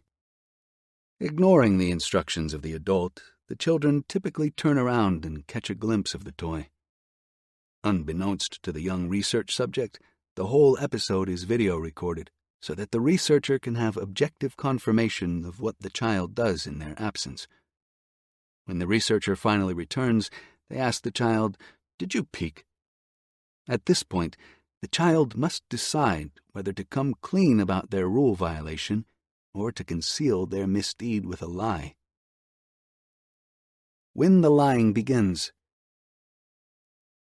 Kids don't enter the world lying, though it is an ability that emerges early in their development. Their first forays into deception are often clumsy and transparent. In one study, using the aforementioned "don't peek at the toy" paradigm, the toy that was used was a purple dinosaur from the television show Barney. When one child was asked if she peeked, she lied and said, "No." She then said, "I didn't peek at it. I touched it, and it felt purple, so I think it is Barney." Only about 30% of 2-year-olds lie in laboratory studies, but more than 50% of 3-year-olds lie. By age 4, over 70% lie, and at age 5 and beyond, the percentage who lie levels off at slightly more than 80%. As they gain more experience lying, they cover their lies in sophisticated ways. Young kids accurately mimic the behaviors of people who tell the truth. For instance, when lying, they deliberately make eye contact while lying, just as honest kids do while telling the truth. So, kids start lying at age 2, and by age 5, most seem to have the hang of it. However, like adults, not all children lie at the same rate. Some are fairly honest, while others are big liars. Because big liars emerge in childhood, we should look at why they make their first forays into lying. We can see that they start lying for the same reason that most adults lie. Lying serves their self-interests. As kids are exposed to more and more situations in which a lie would help them get what they want, they soon learn that lying works. In one study, researchers played with young children a game in which a treat could be earned, but the only way to win was to lie. They played this game several times over 10 days. On the first day of play, the kids only lied on 12% of the trials. However, by the 10th day of the study, the kids lied 84% of the time. It seemed that repeated exposure to opportunities to lie for gains was key to the emergence of lying in young kids. To put this finding in terms of the tripartite theory of lying and dishonesty, we can say that kids recognize that lying has some utility. Their first lies tend to be fibs, told to avoid the consequences of some misdeed. But also, like adults, not all lies that young kids tell are aimed at avoiding negative consequences or procuring ill-gotten gains. Kids also tell lies to spare people's feelings. The art of deceptively massaging the truth to protect the egos of others is firmly in place by the time most kids reach age 7. By that age, children have learned the social conventions of deception. They have learned that when someone serves up a meal that is less than stellar, one should conceal the hurtful truth that the meal was subpar and say something supportive like, "That was great, I like it." In fact, kids who don't learn that form of dishonest tact are often considered immature or rude. Kids who tell self-serving lies for personal gain or to avoid punishment also tend to tell pro-social lies to be polite or helpful. As kids get older, they tend to tell more pro-social lies and fewer selfish lies. Interestingly, children are consistent in their practice of lying over time. Kids who tend to be big liars at age 3 still tend to be big liars at age 6. However, there are several trajectories of lying across childhood. Some children tell mostly selfish lies when they are young, but shift to more pro-social lying when they are older. Some tell no pro-social lies when young, but do when older. However, some kids tell selfish lies when young and then continue to tell them as they get older. Are these children the budding big liars? This pattern of persistent selfish lying may be evidence that once big liars find that deception works for them, they stay with that strategy. In one anonymous online forum, a father wrote, "My daughter is only 9. She lies about everything. Big ones, small ones, it's all the same to her. She'd steal my soda and I'd ask her. She'd say no, and I'd find the bottle in her room. It's not just when she steals stuff, it's also when she wants to play with friends. She'll ask if she can go play in the clubhouse, and I'll say yes, and she decides to go to her friend's house. Or ask if she washed her hair or brushed her teeth and hair. She responds yeah, even if her hair is still ratty. I'm at a loss. I've tried everything." Also from an anonymous online forum, another man wrote of his 12-year-old daughter. "She constantly lies. She has been claiming she was in a gang, stabbed someone, was pregnant, was from Sweden. We live in a rural area. There are no gangs here, and she isn't from Sweden. She most certainly hasn't stabbed anyone. She created 15 different email accounts, all with different identities on different chat apps. Each of her alter personalities has bad habits like drugs, violence, stealing, or criminal behavior. I am confused and don't know what to do." Kids learn to lie early, and they soon learn to lie proficiently. Their proclivity for dishonesty seems to peak during late adolescence and then begins a slow decline across adulthood. While adults lie on average 1.65 times per day, teenagers lie on average 4.1 times per day. In fact, 95% of teenagers report lying on any given day. Though most teens lie on most days, the pattern of lying in teenagers is similar to that of adults. A small subset of the population accounts for a disproportionate share of the lies that are told. In one study, just 10% of teenagers accounted for a third of the lies that were told. The biggest liars told as many as 17 lies in one day. The vast majority of teenagers say that they lie to their parents, but they tell lies to their friends just as often. If we look at the topics of their lies, they seem to lie the most about their friends, followed by money, parties, alcohol and drugs, dating, and sex. Teenage boys tend to lie about money, alcohol, and drugs more than girls do, but boys and girls do not differ regarding how much they lie about other topics. Given how often children lie to their parents, you might wonder if parents can accurately detect those lies. In lab studies, parents detected that their child was lying only about 41% of the time. It was easiest to detect their lies when the children were young, 53% accuracy. But by the time kids got close to age 11, parents correctly detected lies only about 27% of the time. Like adults, most kids can lie capably and believably. Thinking and lying. Why don't kids lie as soon as they can speak? Why does it take them around 3 years to get the hang of it? And why do they get better and better at lying as they age? It seems that lying is like many other behaviors. Certain cognitive abilities underlie the complex task of deception, and those cognitive systems aren't fully developed at birth. It takes time for the systems that handle lying to develop. Once they are developed, children start lying. Those cognitive systems continue to mature through childhood, and accordingly, the capacity to weave believable lies advances in tandem. Once a person moves from adolescence into adulthood, all cognitive faculties are fully formed, and the machinery of lying is wholly forged. The person has become an entirely capable liar and has the psychological hardware to be a big liar. As easy as lying may seem, it is actually a very complex task for a child to pull off.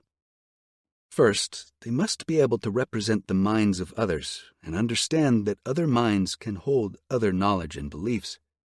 They must understand that other minds can possess accurate representations of the world, but those other minds can also hold inaccurate information. The kids must come to the powerful realization that they can promote false beliefs in others. In essence, they can control others by manipulating information and beliefs. To lie, a child must possess the executive function capacity to remember and track truthful information about the world. They also must be able to generate believable false information. This ability to contrive false narratives involves the creative construction of alternative realities. They must then be able to keep track of that untruthful information. They must also be able to inhibit truthful responses. They must be able to appear innocent and honest, which means that they need to know what they typically look like when being honest. They must be able to perform all of those mental and behavioral tasks, often with no forewarning and with the need for an immediate response. With that level of sophisticated analysis, creative production, memory, and strategic planning, it is no wonder that it takes years for children to tell their first lie.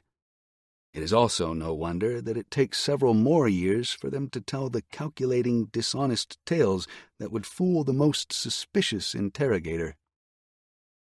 If we uncover the hardware of the mind, we discover some essential components of the machinery of deception. Perhaps foremost, to be a successful liar, a child must have language. As children get older, they use increasingly complex styles of language to mislead others. They also begin to understand the minds of others. This ability to make accurate attributions of others' mental states is called theory of mind. Children develop the ability to use the sparse cues from others' behavior and context to infer their plans, intentions, goals, and feelings. Theory of mind is crucial for deceiving others. To effectively fool people in sophisticated ways, big liars need to be able to see things from their target's perspective, and to do that, they need to be able to get inside the heads of others. Interestingly, if you take kids who do not yet lie and you train them to see things from another's perspective, they start telling lies. Perspective-taking seems key to the emergence of big liars. Ironically, another developmental key for lying is empathy. When a friend asks if their new haircut looks unflattering, We don't dare tell them that it does, even if we believe the haircut is awful.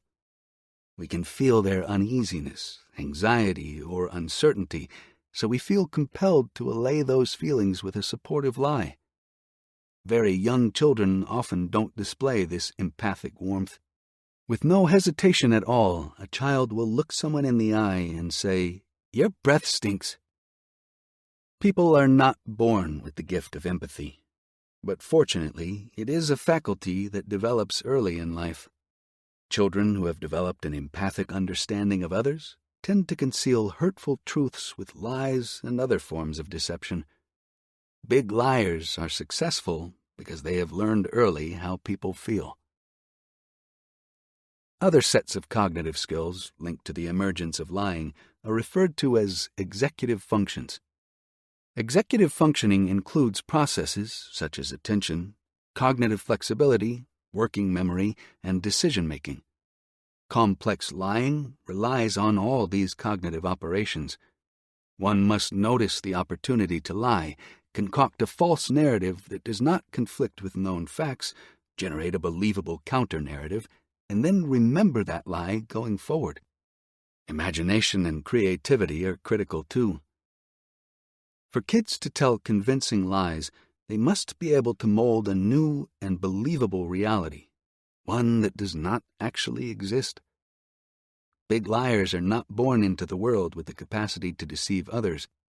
A great many mental processes must develop and mature before they can convince others of something that is untrue.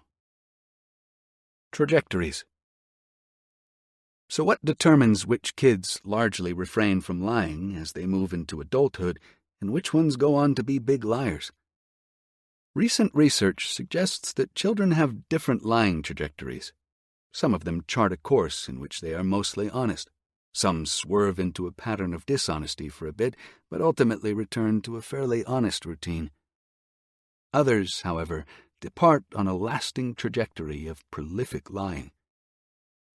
We have begun to understand the combination of factors that shape those trajectories and lead to the emergence of big liars.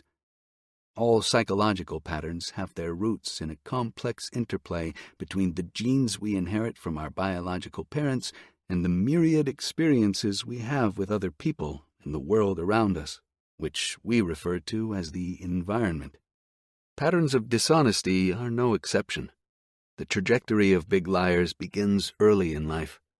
The development of big liars hinges on the complex interactions between a person's underlying genetic predispositions in biology and the environmental factors of the social worlds that they inhabit.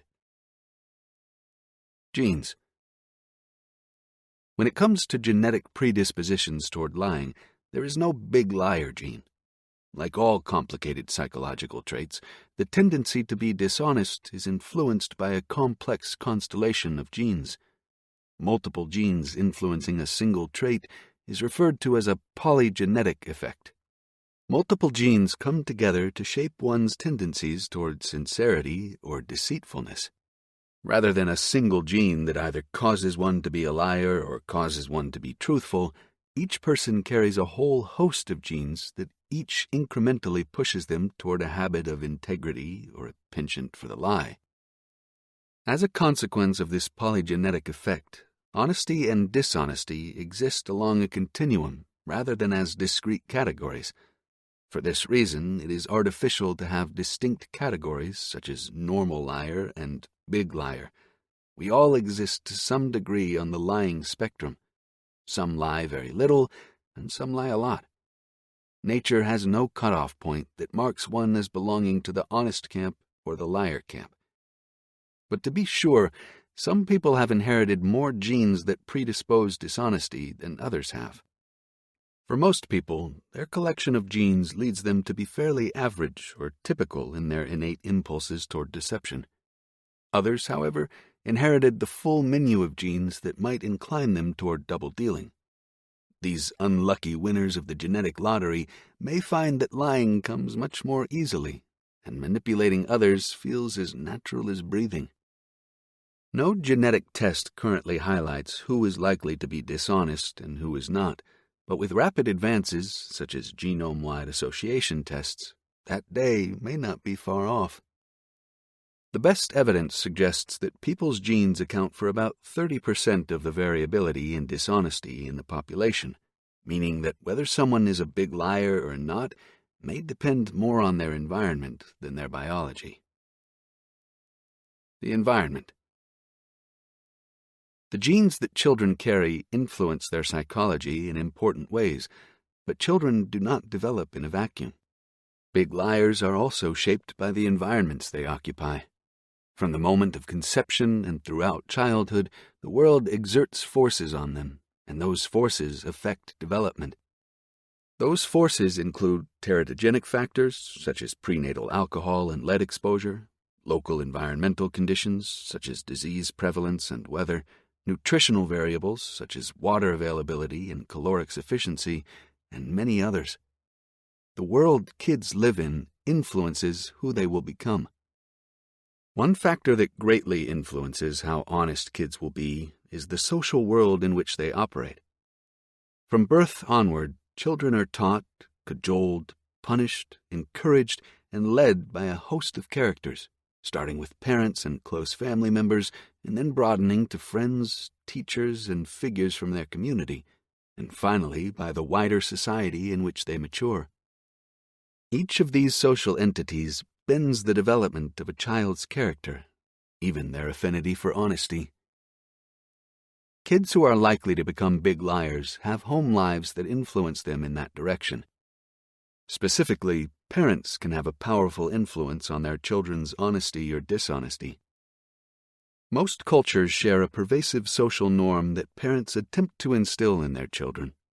One should not lie. Early on, kids make their first fumbling attempts to deceive. They adamantly deny having drawn on the furniture, even though they are still clutching the pen. What parents do next will alter the course of their young child's journey into the world of deception. Some parents might fly into a fit of rage. Some might dole out cool-headed punishment. Others may laugh at the absurdity of the lie, while others may attempt to have a nice conversation about morality, trust, and the importance of honesty.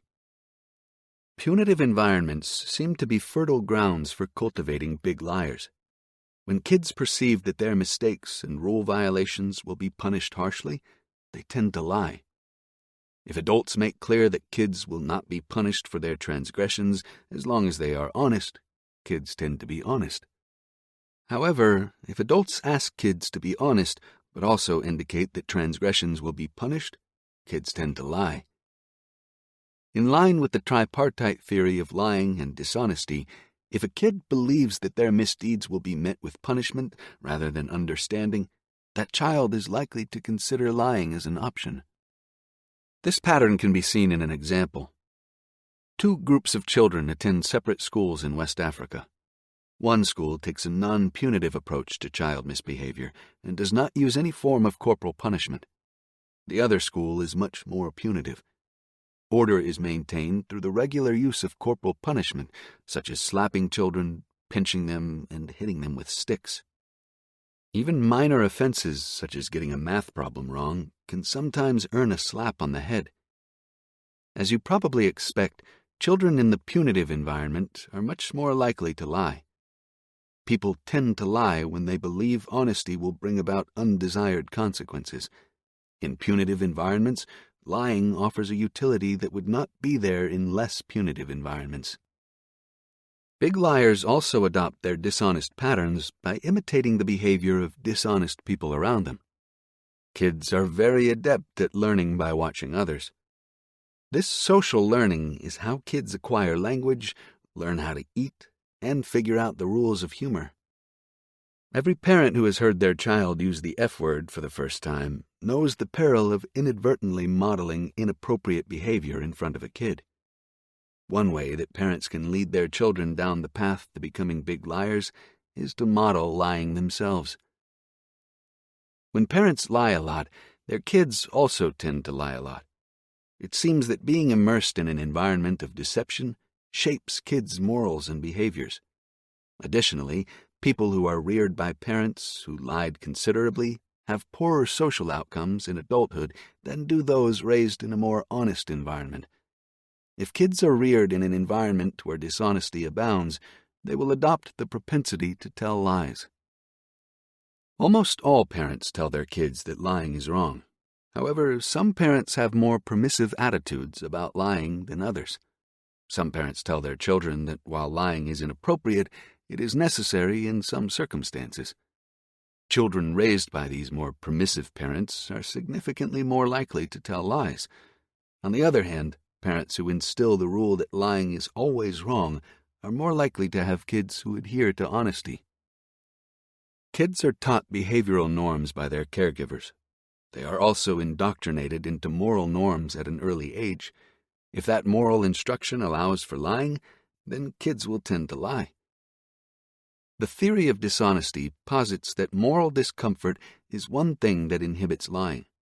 When lying is viewed as morally or ethically permissible, there is little reason to be honest all the time. It is not just the parents who influence kids to lie. Children mimic their brothers' and sisters' behaviors. By watching their sibling lie and manipulate, kids learn to do the same. Having both younger or older siblings appears to increase the odds that a child will lie. When considering the effects of the environment, behavioral geneticists draw a distinction between those aspects of childhood environments that siblings in a home share and those that they do not share. For instance, all siblings in a home will typically have identical access to the same types of food, television, computers, and books in the home, and roof over their heads. Scientists refer to this as the shared environment. However, kids in the same home experience some aspects of the environment quite differently. For instance, parents do not treat each child the same way. They may treat boys differently than girls. They may treat older kids differently than younger ones. They treat firstborn kids differently than later-born ones. Also, while siblings may attend the same school, they have different teachers who push them in different ways. The children likely belong to different social clubs and sports teams with experiences that are quite unique. Geneticists refer to this amalgam of differences as the non-shared environment. Modern behavioral genetics studies suggest that, in a surprise twist, the non-shared environment exerts a much greater influence on kids than the shared environments. One of the most powerful forces in the non-shared environment is the friend group that a kid surrounds themselves with. Peers are instrumental in a kid's tendency toward being big liars. Parents often attempt to steer their children away from bad influences, such as misbehaving friends. This redirection is for good reason. Parents surmise that kids who affiliate with liars tend to become liars themselves. One fascinating consideration is that a child's genes may, to a certain extent, steer them towards selecting mischievous friends. The interaction between genes and the environment can be complicated and challenging to understand fully. Genes seem to drive one towards certain non-shared environmental experiences. Dishonest kids, as it turns out, tend to choose dishonest friends, and they are further influenced by those friends to lie. Interestingly, kids who, by nature, tend to be honest are not influenced to lie by peers, even when they have chosen dishonest friends. Only kids who tend to be dishonest on their own are influenced to lie by their peers.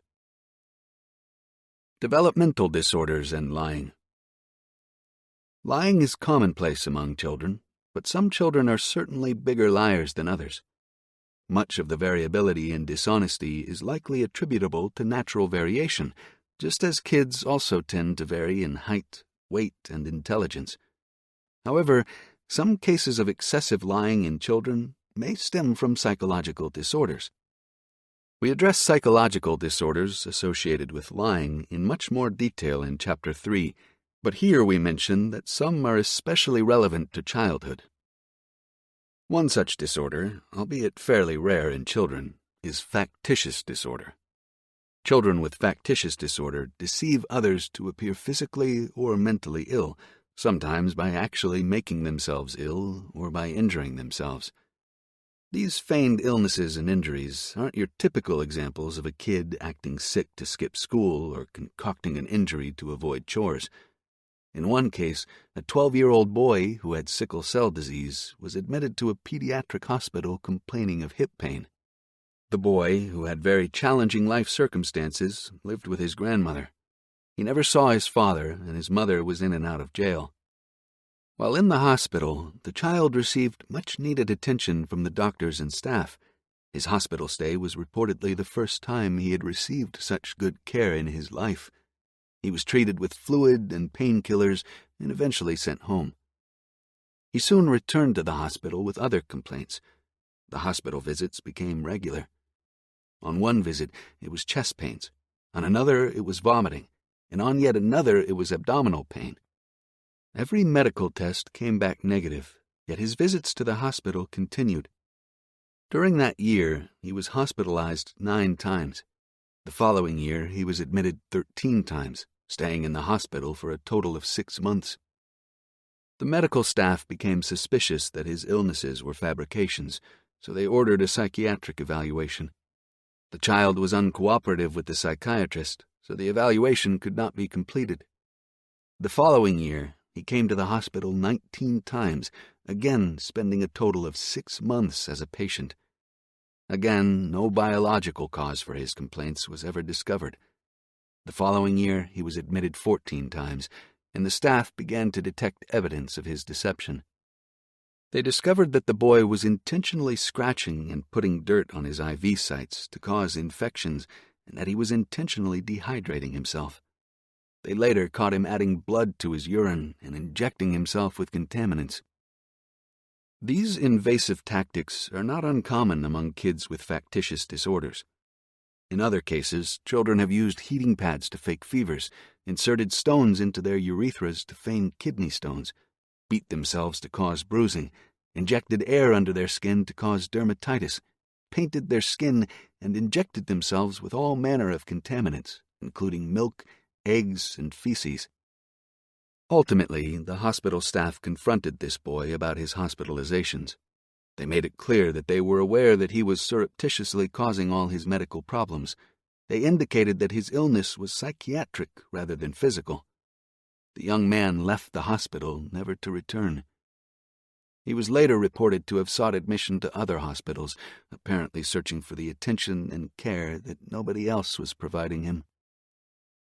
A more prevalent disorder of childhood that also has excessive lying as a chief symptom is conduct disorder. Conduct disorder is characterized by a repeated and persistent pattern of disregard for the rights of others and a blatant disregard for social norms. In other words, the child or adolescent engages in antisocial behavior. Conduct disorder is diagnosed in childhood, and if the person is still behaving in the same manner when they reach adulthood, they receive the diagnosis of antisocial personality disorder. Kids with conduct disorder generally have little empathy, moral sense, or conscience. They exhibit cruelty to others. They are inclined to be destructive. They flaunt the rules, and they disregard authority. They lack remorse for their antisocial behavior, and they lie a lot. Many children with conduct disorder, especially children diagnosed by age 10, exhibit a lifelong, persistent pattern of antisocial behavior, including excessive lying, that results in a consistent pattern of difficulties in school, on the job, and in relationships. Certainly, many children with conduct disorder do not go on to become big liars in adulthood, but it is possible that many adults we would classify as the biggest liars started as kids with conduct disorder. Conduct disorder goes well beyond lying, though. Some kids with this disorder torture and kill animals, set fires, bully other kids, and vandalize property. They create mayhem and don't seem to care if anyone gets hurt along the way. This problem is much bigger than simply lying a lot, but as with most people who violate rules, laws, and norms, these kids use deception to avoid detection, to callously manipulate others, to bully and harm others, and to create mayhem for their own enjoyment. Kids with conduct disorder are typically big liars, but lying is simply one tool they use in their endless misadventures. Some researchers have suggested that kids with conduct disorder might warrant special attention from healthcare workers. Kids who have callous and unemotional traits may be budding psychopaths. Researchers have argued that kids whose psychopathic tendencies can be identified before age 5 years sometimes go on to become prolific cheaters and liars later in life, manipulating others with a complete disregard for the pain and suffering that they cause. A recent study confirmed that individuals who start life as fledgling psychopaths disproportionately become criminalistic manipulators and perpetrators later in life. This lying is a problem. Regarding her 9-year-old, one mother wrote, "We are having issues with my oldest with lying. All the time. About everything. And not just little fibs, but blatant lies. Things I have no idea why he would even think to lie about. When I say everything, I mean I could catch him in the middle of doing something he's not supposed to be doing, and he will fight to the death that he wasn't doing it, knowing full well he was caught and that I saw him. But the very idea of owning up to the truth appears to be a concept that is unknown to him. He lies when he doesn't even have a reason to lie. This issue has been ongoing for quite some time now. My husband and I have done everything you could think of to curb this behavior, from losing electronics, chores, groundings, spending more time with him, sitting down and calmly talking to him about the importance of telling the truth, being honest and taking responsibility for his actions, and understanding there are consequences for our actions, good and bad. I have told him so many times that the truth may get him in a little trouble, but not nearly as much as lying will. I have read countless articles, adjusted my own behavior to try and help. I ask him why he feels the need to lie. He just says he doesn't know. But no matter how calmly I address the problem or how upset we get with him, the behavior doesn't change. It's like a second nature to him. Compulsive. Excessive lying in children was first discussed by the American psychologist G. Stanley Hall. Hall studied lying in a group of 300 school-aged children. He examined what they lied about, who they told lies to, and so on. He noted that approximately 7% of the kids in his study engaged in what he called pathological lying.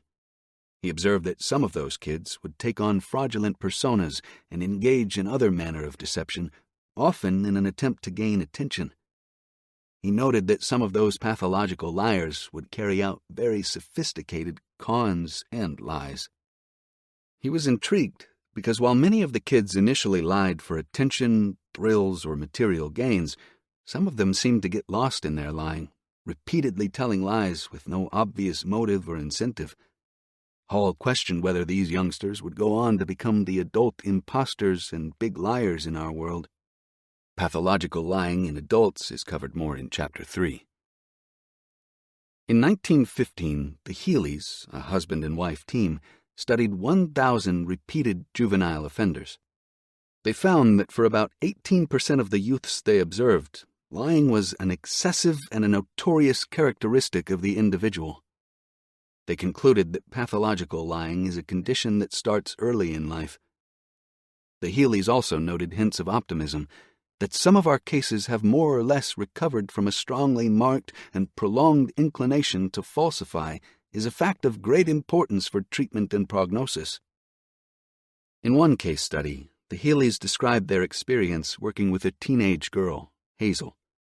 Hazel first came to the attention of mental health professionals as a result of her attempt to raise money to bury her dead brother. Hazel arrived at a social center and told the tragic story of how her brother, an Army soldier, had suffered and eventually passed away at a nearby hospital. Her story, from a medical standpoint, was detailed and quite believable. Hazel went on to describe how she had been trained as a nurse and so understood the gruesome details of her sibling's illness and death. A social worker insisted on going back to the hospital with Hazel to help make funeral arrangements. At the hospital, the staff insisted that no person matching the identification or description of Hazel's brother had died there, or had even been a patient there.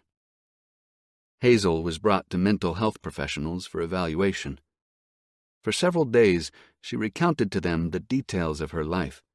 She claimed that she had grown up in several small towns and had graduated high school in Des Moines, Iowa. She had 1 year of nurse's training and had worked as a nurse in Cincinnati and then in Chicago. She had also spent time on several Army posts, as her only family was brothers who were in the Army. She also had a stint in San Francisco. She was entirely believable. A detective eventually got involved to try to track down any of her family members. Despite Hazel's claims that both her mother and father were dead, the detective found her mother living across town in Chicago. When her mother was brought in to see her daughter, Hazel was asked what she would say if someone told her that her mother was waiting in the next room. In a very convincing display of sincerity and surprise, Hazel offered, "She would have to rise out of her grave to be there." With the help of her mother, the authorities were able to discern that Hazel's accounts had been almost entirely fictitious. She was born in Chicago and had never left. She had a notable habit of lying since she was very young. For example, she came home from school telling her family about having been chased by a horse in the streets of Chicago. She dropped out of school in the 8th grade, had never received training as a nurse, and had never nursed anyone. She had 6 brothers and sisters. She had frequently run away from home, lying about her age, living under an assumed name, and claiming to be married. The lies about her marriage included very detailed letters written to her mother about her married life with her fictional husband, Jack. The goals of Hazel's falsifications remained inscrutable to the treatment team that worked with her. As is the case with many pathological liars, her lies seemed to have no discernible purpose at all. Interestingly, after a few years' work with a treatment team and her family, Hazel stopped lying so much and went on to lead a fairly normal life. Other researchers have confirmed that pathological lying tends to emerge in adolescence. Taken together, the evidence suggests that several psychiatric disorders of childhood manifest in excessive lying. For many of these cases, lying is just one feature of the disorder. Furthermore, for most children who express these disordered patterns, the habitual lying diminishes as they grow into adulthood. Thus, being a big liar in childhood is not a sure indication that one will be a big liar in adulthood. As we noted earlier, lying in childhood has many trajectories, with only some individuals adopting a pattern of persistent lying across the lifespan. Promoting honesty in kids. Is there some way to nip dishonesty in the bud and prevent darling little liars from growing up into big liars? Are there interventions or adjustments that can be made to prevent a steady escalation of lying? The evidence is not entirely clear, but some research findings offer hope. Several tactics can facilitate the development of attitudes that seem to be negatively correlated with lying.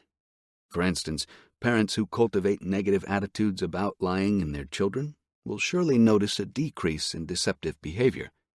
After all, there is a strong negative correlation between how a person views lying and that person's tendency to tell lies. Researchers at the Harvard Graduate School of Education created a set of recommendations for increasing honesty in children. First, try to encourage honesty with children. Encouraging honesty includes discussing how and why honesty is important. It involves talking about how dishonesty can harm a relationship by fracturing trust. It also involves conversations about trust and how to build trust in a relationship. Encouraging honesty in children, they argued, also means that parents must share with children that complete honesty is not always tenable. Parents can acknowledge that when kids receive a gift they do not like, they can't exactly tell the truth. In certain situations, they must shade the truth or delicately use white lies to avoid hurting people they care about. Another strategy they suggest is modeling honesty. Young children don't invent their behavioral repertoires out of whole cloth. They begin by imitating the behavior of the adults around them. If adults hope to see honest behavior from the kids in their lives, they need to show them how it's done. Adults have to be sure-footed guides down the path of veracity. Even adults find it hard to be honest always. When parents slip up, they should own it. Parents should acknowledge that they have failed to be completely honest, express regrets, and discuss how they should have behaved. Adults should also praise honesty when kids tell the truth in difficult situations. Let kids know that being honest is very hard sometimes. Parents can let kids know that they are proud of them for telling it like it is. As kids get older, they start to develop their own moral compasses, deciding for themselves whether honesty is the best policy. Young kids tend to hold rigid moral positions in which lying is categorically wrong. As those kids reach about 10 years old, they start to adopt a nuanced perspective about lying. They begin to consider the morality of dishonesty from a consequentialist position, engaging in moral reasoning based on the outcomes that a lie produces. They begin to see that all lies are not equally reprehensible. They assess lies told to protect the feelings of others as more morally acceptable than selfish lies. They think and feel about lying in a more adult manner. Though we may not be able to raise offspring who are 100% honest all the time, nor should we want to, we can model, inspire, and support authenticity and honesty. Through acceptance and caring, we can cultivate an environment in which kids can learn on their own that honesty and being genuine generally lead to a life much more pleasant than that of being a big liar. Conclusion. No single trigger in a person's early years propels that person to become a big liar. Similarly, no single clue from childhood distinguishes kids who will become big liars as adults from those who will not. It seems that almost all kids lie. They test drive lying as a strategy for getting what they want. It's a natural developmental milestone. Eventually, most kids adopt the moral and cultural norms of their home and society more broadly, becoming fairly honest people. Youngsters tend to learn that lying is often not worth the risk, or they remain honest because they want to be good people. The negative outcomes of getting caught in a lie, including punishment, social rejection, loss of social capital, and fractured relationships, teach kids that honesty is, in fact, the best policy. Some kids don't get that message, though. In line with the tripartite theory of lying and dishonesty, some children come to see lying as morally acceptable. Likewise, some fail to see the risks of being dishonest. Some take to lying like fish to water and never look back, entering adulthood well trained in the deceptive arts and prepared to use guile to get their way at every turn. Evidence suggests that the environment in which a kid is raised can influence their tendency to lie. Kids raised in cultures that tend to use dishonesty more tend to be more dishonest themselves. At the family level, kids who see their parents lie tend to be liars themselves. The fact that lying parents often produce lying children could be viewed as evidence of a genetic link to lying, but we also know that parents can produce a brood of children that contains both the most observant truth-tellers and also conspicuous prevaricators.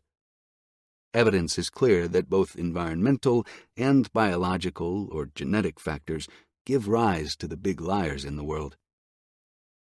The way that kids are socialized at home and in school can dramatically affect the degree to which they adopt a habit of honesty or veer into a pattern of repeated deception.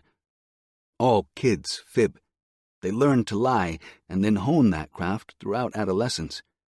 Attempting to entirely eradicate lying from their children's behavioral repertoires is a challenging venture.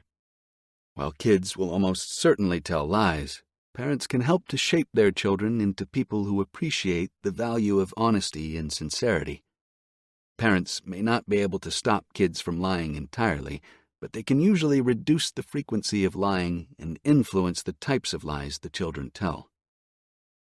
We can conclude that, even among children, some lie more than others. Some are big liars. Children who are big liars often turn toward more honest patterns in adulthood, but some continue on the big liar trajectory into adulthood. In the next chapter, we examine the variety of ways that excessive lying manifests itself in adulthood, from people who simply enjoy spinning tall tales to people who are diagnosable as pathological liars. Chapter 3. Pathological liars and others who lie excessively. I have a higher and grander standard of principle than George Washington. He could not lie. I can, but won't. Mark Twain. Many years back, there was a courageous and adventurous man who experienced several extraordinary occurrences. On one occasion, he had arrived at an island to accompany a hunting group. On his excursion, he had fearfully encountered a lion, which rushed toward him after he fired a shot toward it. The lion leaped to maul the man, who fell to the ground.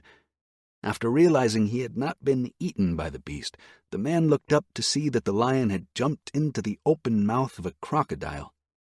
Rushing to his feet, the man drew his sword, cut off the lion's head, and suffocated the crocodile with the lion's head. This dramatic story is one of many about the adventures of Baron Munchausen. Is there a difference between telling tall tales and fibbing?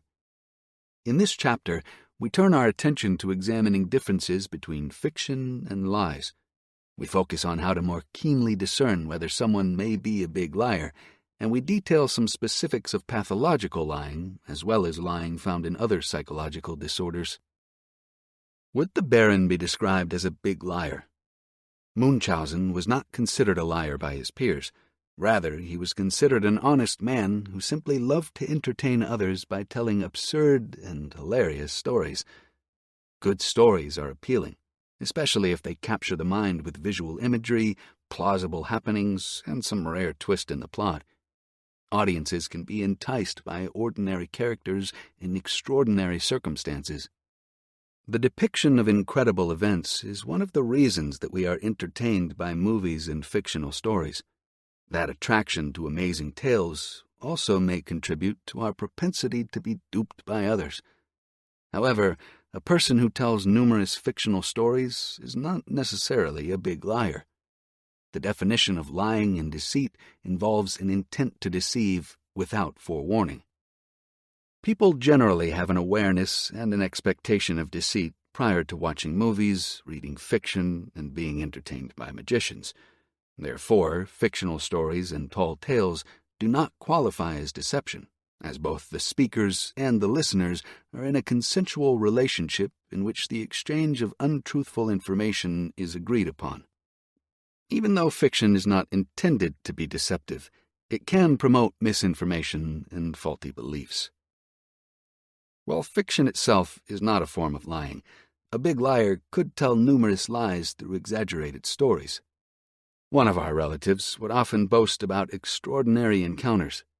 This person boasted about seeing a 95-pound chicken. He often told this story to family members. In addition to the big bird tale, he told a whopper about being on a jet inside the eye of a hurricane. This was untrue. His claims were not presented as fiction meant to entertain, but were instead blatant lies or exaggerations likely told to beckon attention. A mere storyteller may receive attention too, but the difference with storytelling is that both parties are in prior agreement that the information is not true. The storyteller forewarns, or at least implies to the audience, that the events did not actually happen.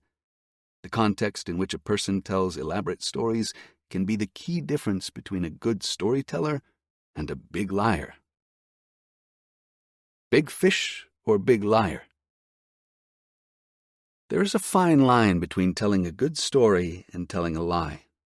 Where that line is drawn, the listener experiences tension, wanting to believe stories, myths, and exaggerated claims, and simultaneously seeking and knowing the truth. One theme of the book Big Fish, which became a movie, is the dilemma between the appeal of fact and that of fiction. The story focuses on the tension between a son who desperately wants to know the truth about his father and his father's desire to recount his life in the form of exaggerated mythical tales. In one vein, telling a story about catching a fish bigger than it actually was can captivate and impress an audience. The bigger the catch, the more extraordinary the fisher. A parent's exaggeration of events can impress on children a sense of grandeur and high regard for the parent. Additionally, an embellished story attracts more attention than a mundane and predictable one does. A 7-pound largemouth bass seems more exhilarating and unique than a 1-pound fish. However, embellishment has a cost. A discovery of fabrication can lead to distrust or disappointment. Learning that the catch was 1 pound instead of 7 can be disappointing and may change the future trust in the person who claimed to catch a big fish. People generally want the truth, but they also love to be entertained. They may enjoy an untruthful story that harmlessly entertains them, but they typically react negatively to untrue accounts when their goal is to understand the facts of the world around them. The line between stories and lies can be blurry and requires discerning intent and forewarning, knowing ahead of time that the person is telling you a story rather than trying to convince you of a belief they hold. Thus, our attraction to unusual and novel claims may contribute to our being duped when we attend to the stories of big liars. World's Biggest Liar. Every year in November, the World's Biggest Liar competition is held in Cumbria, United Kingdom. The event is based on a 19th century local, Will Ritson, who is famous for telling many tall tales. One of his claims was that turnips were so big that after the Dales folk had quarried into them for their Sunday lunch, they could be used as sheds for the Herdwick sheep from the fells. Thus began a tradition of inviting all big liars, except lawyers and politicians, to flock to the United Kingdom to tell their tall tales. Though people compete for the title the world's biggest liar, it may be more appropriate to call them convincing and engaging storytellers rather than liars. Labeling a big liar. When you think about a liar, what comes to mind? Whereas people usually have positive feelings towards storytellers, we tend to think quite negatively of liars, likely that they are cold, malicious, and selfish. Big liars especially tend to be shunned and loathed. In biblical accounts of lying, God hates a lying tongue, while the devil is labeled as a big liar, the father of lies, and the deceiver of the whole world. Outside of religious texts, lying was deserving of death according to the Code of Hammurabi. Moral stories such as The Boy Who Cried Wolf communicate that lying is bad and liars will not be believed, leading to their death by hungry wolves. When we think about liars, we tend to think of others who lie, not ourselves. However, we know that the vast majority of people admit to lying at least once a week, and typically more than that. Why, then, do we attach the liar label to others, but not to ourselves? In one study, we found that if another person tells a lie, we are inclined to label that person a liar, but when we tell the same lie, we are much less likely to see ourselves as liars. Essentially, we attribute our own dishonesty to situational exigencies, whereas we attribute others' dishonesty to their dispositions. If you lie, it is because you are a liar. If I lie, it is because something or someone forced me to lie. Thus, we may be likely to label others who tell many lies as big liars. Big Whopper. Recall that a big liar can be someone who tells numerous lies or someone who tells a single, influential whopper. In 2009, a father reported that his 6-year-old boy, Falcon Heen, had floated off in a large homemade helium balloon. The oversized balloon was located floating outside of Fort Collins, Colorado. As the balloon approached Denver International Airport, planes had to be rerouted. The police were called, and National Guard helicopters were deployed to look for the balloon and the boy. Finally, after an hour-long flight, the balloon landed. Upon discovering that young Falcon was not inside the balloon, searchers began to look along the balloon's path, worrying that the child had fallen out during the flight. Hours later, the boy was discovered hiding in the family's attic, perfectly safe. The whole thing, the police determined, had been a hoax. Prosecutors argued that the big lie had been part of a scheme by the family to secure a reality television show. Instead, the father was convicted of a felony.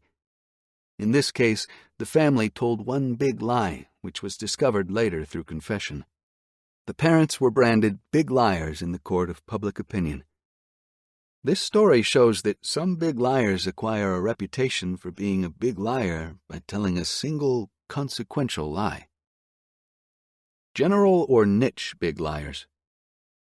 A 20-year-old university student had sought psychological services at his university mental health clinic.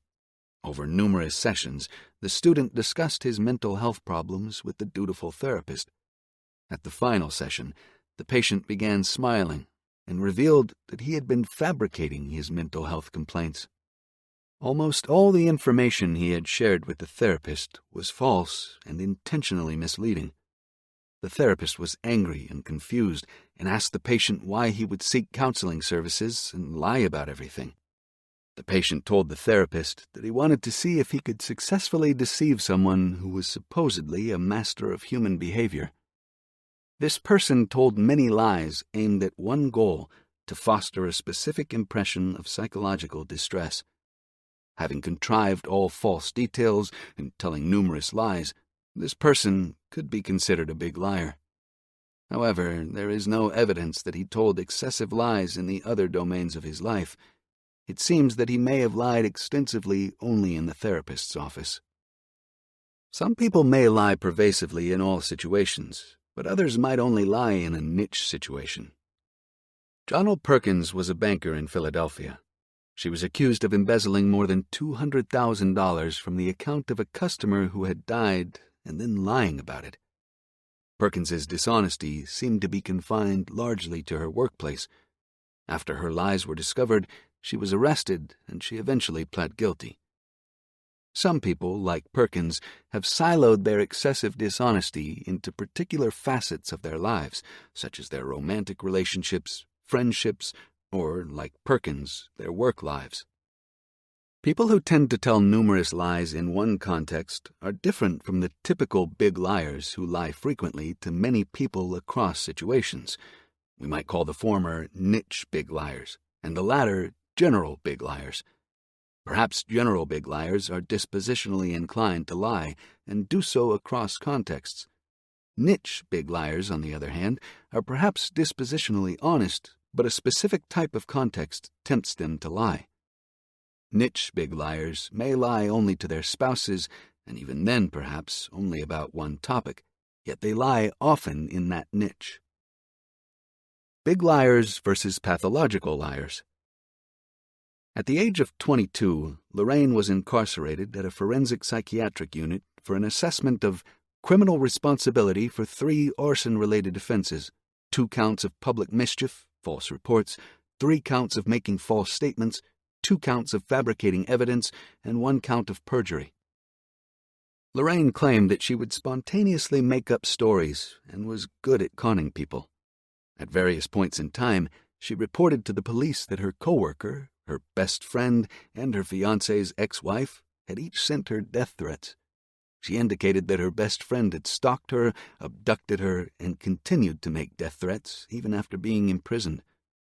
Last, Lorraine reported that her fiancé's 3-year-old son had set 2 fires, one in Lorraine's mother's apartment and the other in her own apartment. In the forensic assessment, Lorraine confessed that her accusations were false.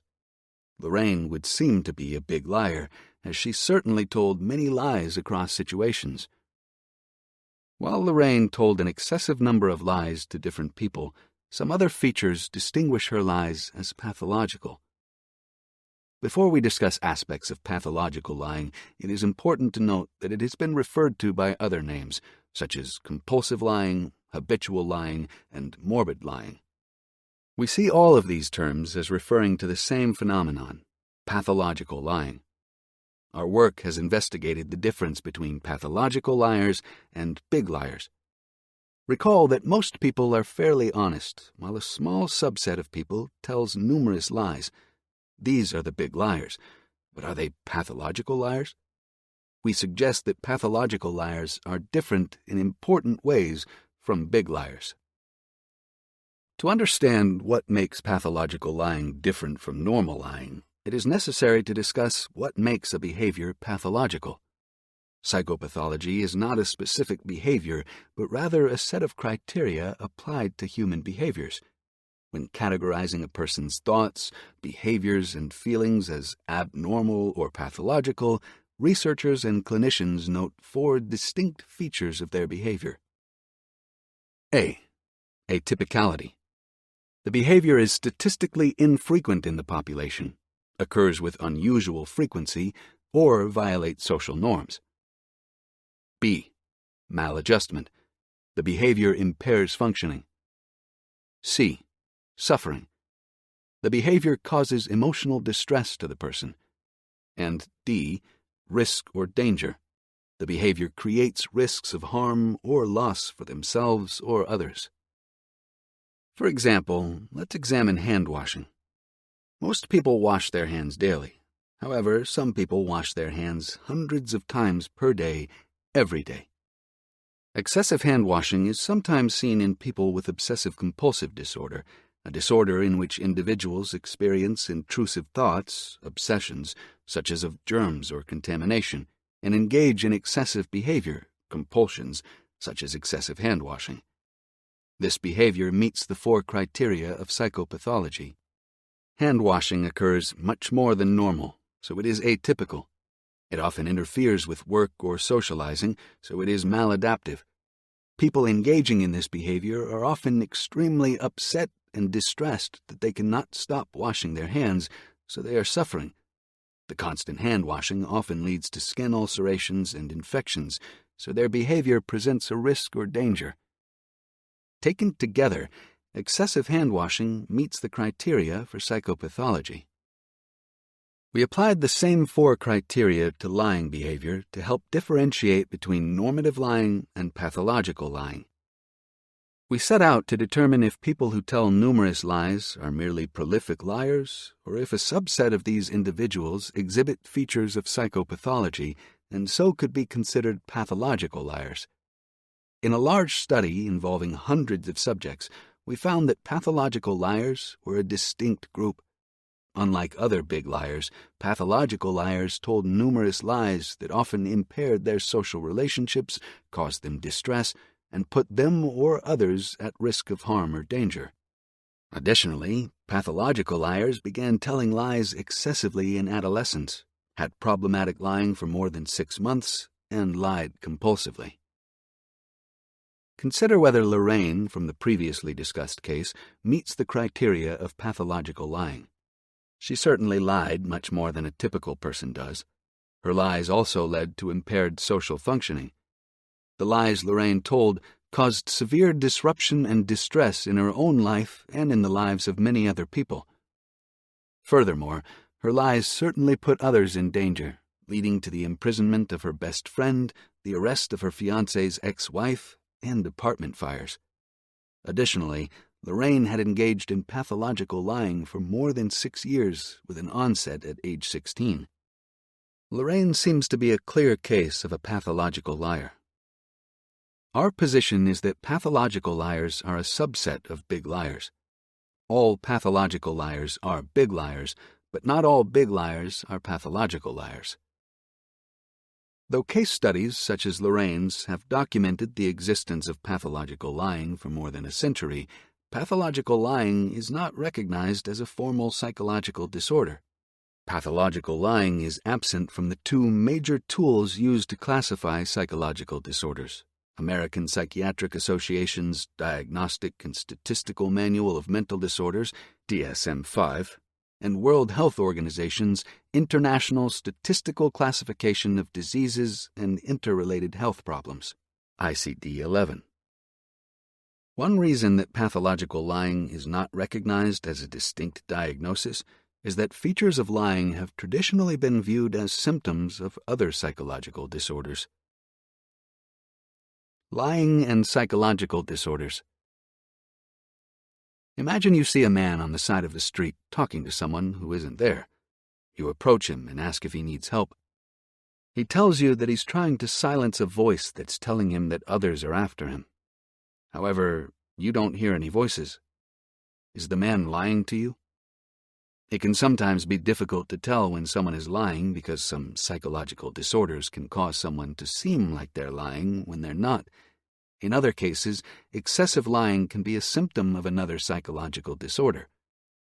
Understanding lying or presumed lying across various psychological disorders can help identify who is a big liar and who is not. Delusion or lie, the deliberate difference. One gentleman whom we observed had told people that he was a Vietnam War veteran and had seen intense combat leading to the development of post-traumatic stress disorder. However, he was far too young to have served during the war. Was he lying? The answer depends. Recall that a lie has to be intentional. A communicator tries to make someone else believe something that the communicator does not believe to be true. Thus, if the man knew that he had not served in the war, but stated that he had served in the war, then he would be lying. However, if the man actually believed that he served in Vietnam, even though he hadn't, then he would not be lying. He would be delusional. Someone who is delusional is not intending to make another believe something that they believe is untrue. A person suffering from delusions is communicating to others what they actually believe. Delusions are manifestations of mental illness, such as those under the schizophrenia spectrum and other psychotic disorders. The false beliefs can encompass a wide variety of content, from a belief that the FBI has secretly bugged one's house to monitor conversations, to a belief that microscopic bugs are crawling on one's skin, or even inside one's body. It is important to differentiate between delusions and lies when attempting to identify big liars, because we may assume someone is lying when they are not.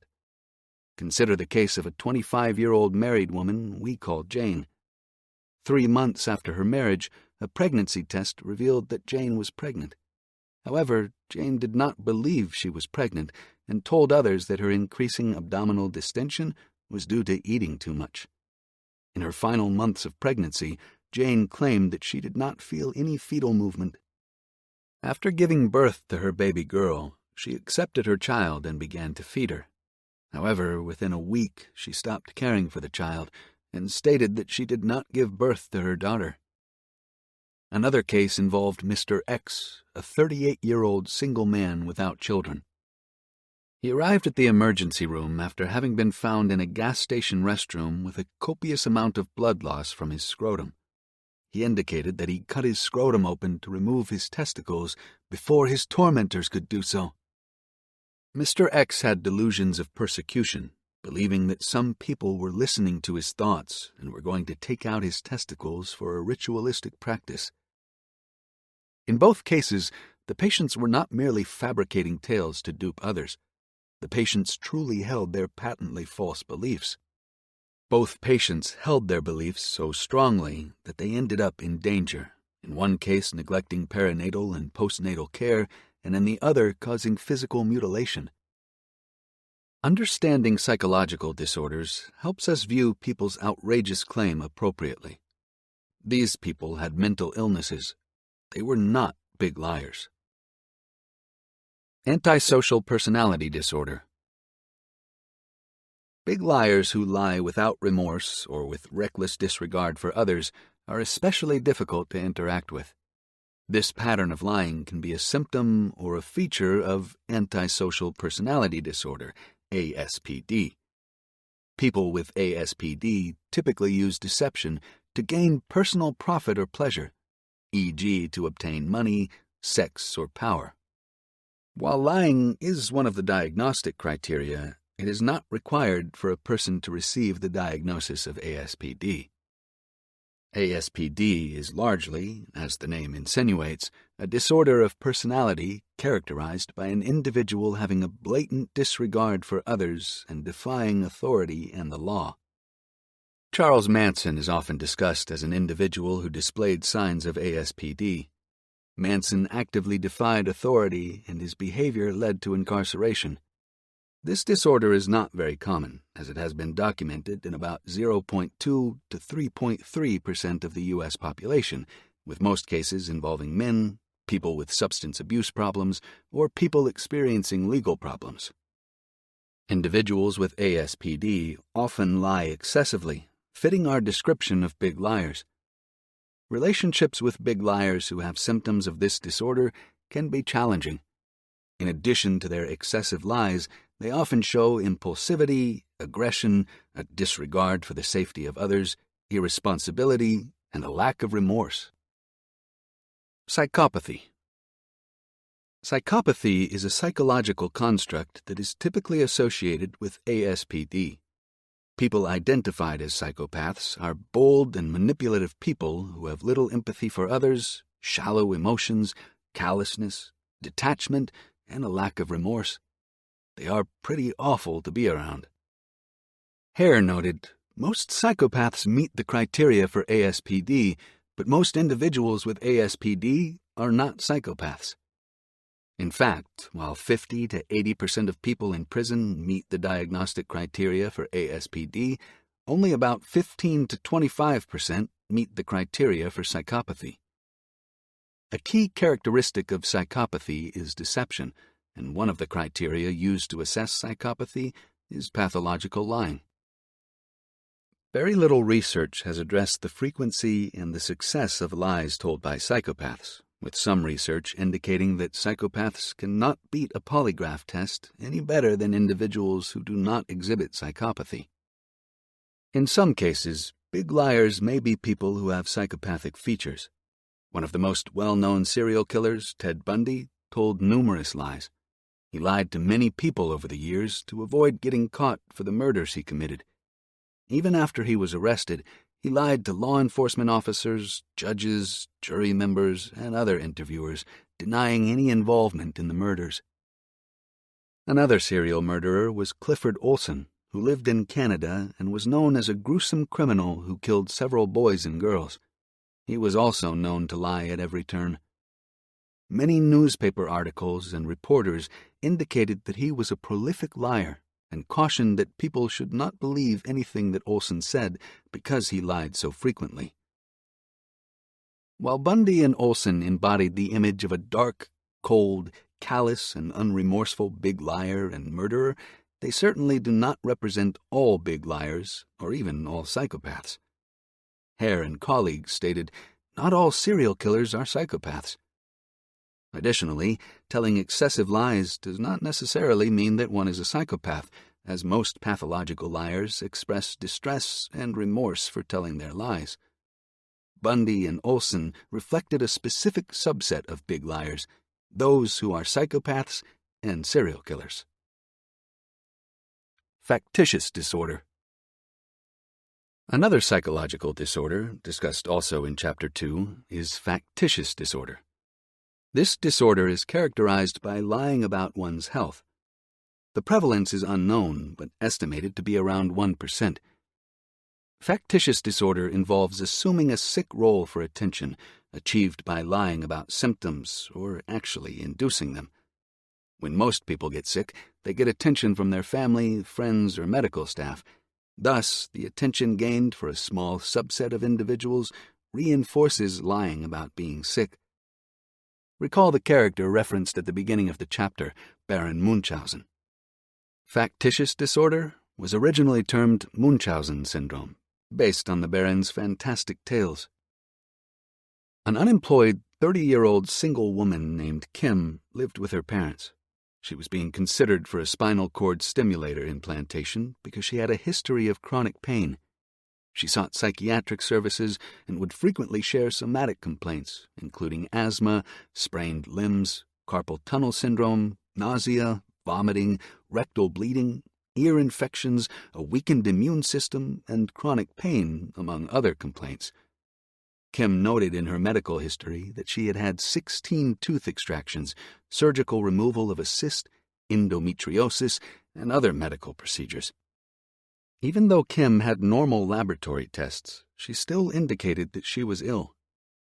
Kim's case reflects factitious disorder. She lied excessively about her symptoms and medical history to assume a sick role. In rare cases of factitious disorder, people may lie about symptoms or illnesses of other people, or may actually induce symptoms in someone else. These cases are referred to as factitious disorder imposed on another. Factitious disorder imposed on another often involves a parent making a child ill or lying about a child's symptoms to attract attention and compassion. The prevalence rate of factitious disorder imposed on another is unknown because in many cases it may remain undetected. Unfortunately, some cases end in death. For example, in 2014, a 5-year-old boy, Garnet, died from sodium poisoning after his mother, Lacey Spears, put sodium in his stomach tube. Spears was convicted of second-degree murder in 2015. Through a closer look, several of Spears's lies were uncovered. She had created a blog to document her life and the various struggles she faced as a result of her son's health concerns and her husband's death. However, a review of her past revealed that she had told others that she was the mother of someone else's child, she was deceptive about her son's biological father, and she had reported several unfounded health concerns about Garnet. A famous case of factitious disorder imposed on another involved Dee Dee and Gypsy Rose Blanchard. The life and events of Dee Dee and Gypsy were made into an HBO documentary and dramatized in the series called The Act. From the time that Gypsy was a baby, her mother had claimed that she had several illnesses, including sleep apnea, leukemia, and muscular dystrophy. Thus, Gypsy was confined to a wheelchair, had a feeding tube, and had a bald head. Dee Dee gained attention and made several Make-A-Wish trips with Gypsy to Disney theme parks. However, Gypsy could walk, didn't need a feeding tube, and did not have cancer. Her head was bald only because her mother shaved off her hair.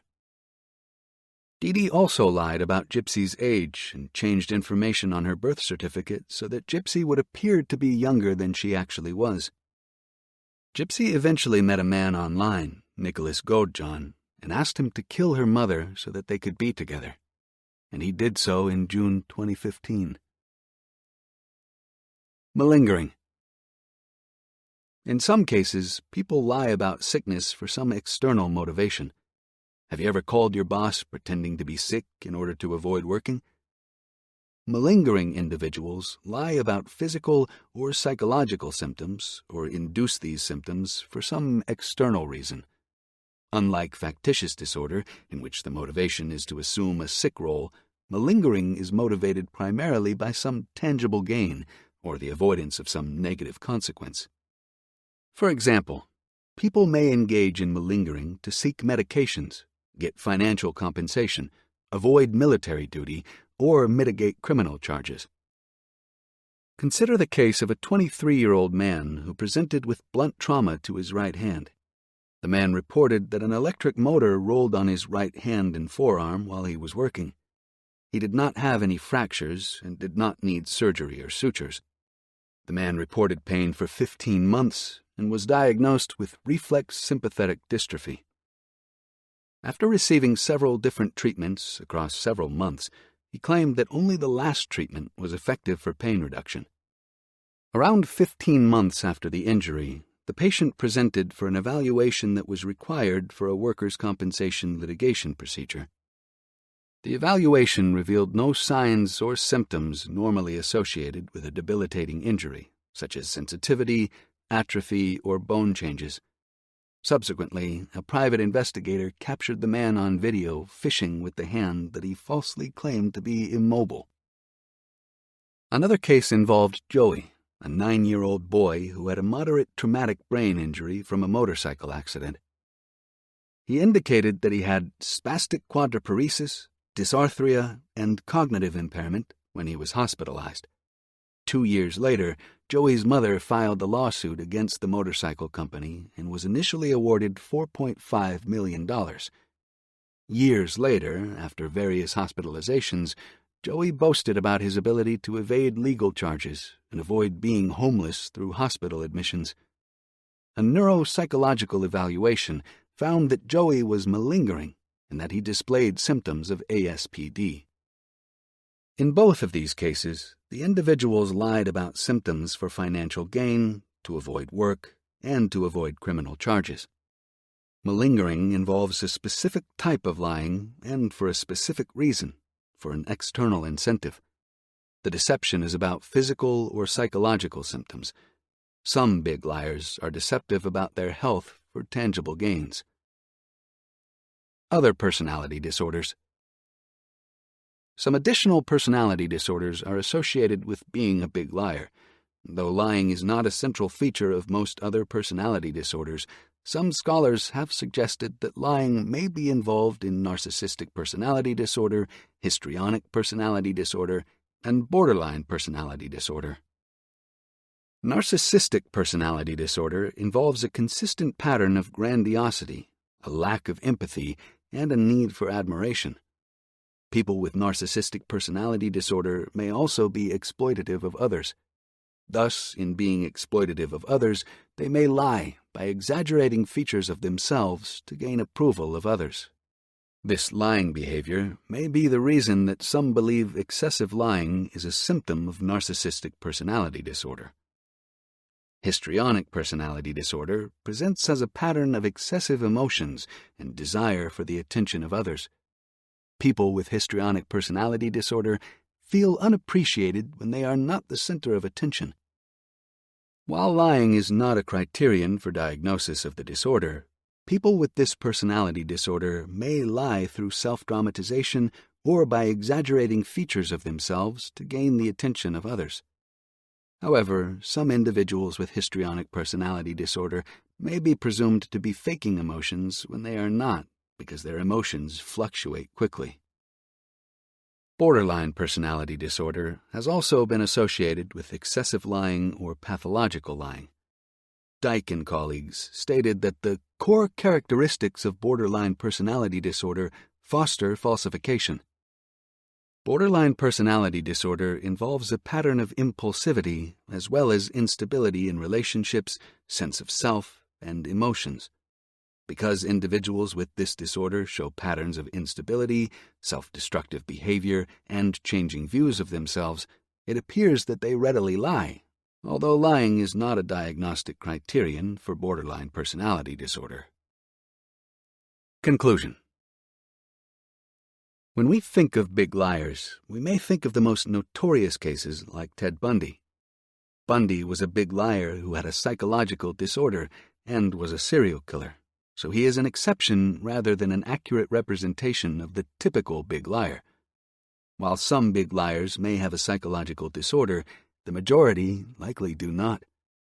Generally speaking, people with psychological disorders are not more likely than other people to lie or be big liars. However, some people, the pathological liars, may tell lies that are unusually excessive, impair their functioning, cause distress, or pose a danger to themselves or others. Their excessive lies cause significant problems in their lives. Most pathological liars show remorse and feel guilty about telling their excessive lies. People with psychopathy or ASPD, on the other hand, also lie in excess, but they feel no such remorse. Their lies adversely affect others and often result in their incarceration. Several other psychological disorders can also have lying as a feature. Thus, excessive lying can sometimes be a symptom of a larger problem rather than a solitary trait or feature of a person. Big liars are all around us. Though some big liars may be prone to dishonesty because they have psychological disorders, most are mentally healthy people who simply lie a lot. Some of these otherwise healthy big liars use manipulation, deceit, and cons to fulfill their needs, make money, or climb corporate ladders. In Chapter 4, we discuss some of the big liars all around us, including scammers, fraudsters, and con artists. We also examine big liars across several professional fields, including sales, advertising, politics, and the law. Chapter 4. Big Liars All Around Us. Clinton lied. A man might forget where he parks or where he lives, but he never forgets oral sex, no matter how bad it is. Barbara Bush. Lying is a pervasive aspect of human nature and can be seen across a wide range of professions and situations. From the smooth-talking salesperson making false promises to close a deal, to the con artists and scammers who use elaborate schemes to defraud unsuspecting victims, to the politicians who twist the truth for personal gain. Big liars abound. In this chapter, we explore people who gain notoriety for their falsehoods, as well as the people in whom we place our trust, but who ultimately repay that trust with dishonesty. Anna Sorokin was born in Russia in 1991, and her family moved to Germany when she was 16. After moving to London for school and then moving to Paris for work, Anna finally moved to New York City at age 21. She didn't know anyone when she arrived in New York, but she quickly made friends. Perhaps it's somehow easier to make friends when you are rich. Anna's new friends learned that she was living off a trust fund worth about $80 million and was an heiress to her father's fortune. He was an extremely wealthy oil magnate. That all made sense, as Anna stayed at swanky hotels in Manhattan, spent afternoons at high-end spas, took luxurious vacations, and could regularly be spotted eating at the most expensive and trendy restaurants. Anna did not work, but she was attempting to set up an art foundation with her wealth. The one problem with Anna's escapades was that it was all a fraud. She was actually from a family of modest means and had almost no money of her own. She had been able to convince her wealthy New York friends and acquaintances to pay for her expenses. In some cases, she used the tried-and-true, "oops, I left my wallet at home" trick with her new friends. In one case, she invited a friend to come along on an all-expenses-paid luxury trip to Morocco. When her credit card was mysteriously declined and she was unable to pay for the trip, she convinced her friend to cover the $62,000 bill until she could get the credit card issue resolved. Using forged documents, she took out several loans at banks worth tens of thousands of dollars. She even attempted to secure a $22 million loan against her inheritance. She chartered a private jet for $35,000 and never paid the bill. The New York District Attorney concluded that in just 10 months, Anna scammed the New York crowd out of at least $275,000.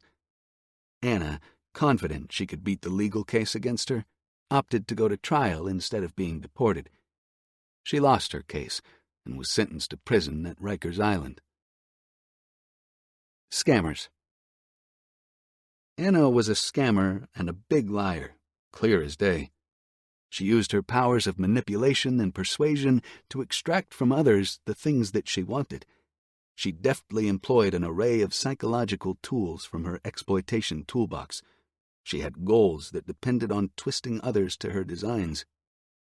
If you think about it for a moment, it's clear that Anna's behavior was not all that dissimilar from the strategies and tactics that all people use from time to time.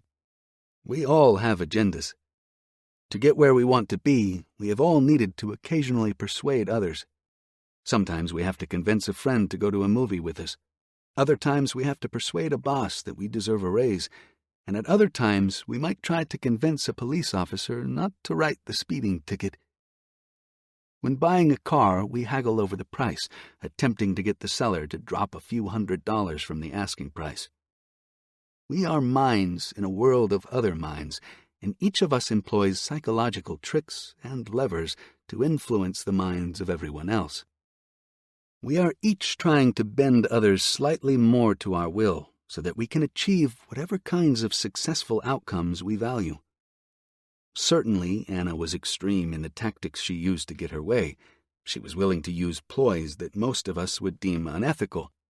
She was perfectly willing to harm others to get what she wanted. In the end, like Anna, we all bend the truth to manipulate others.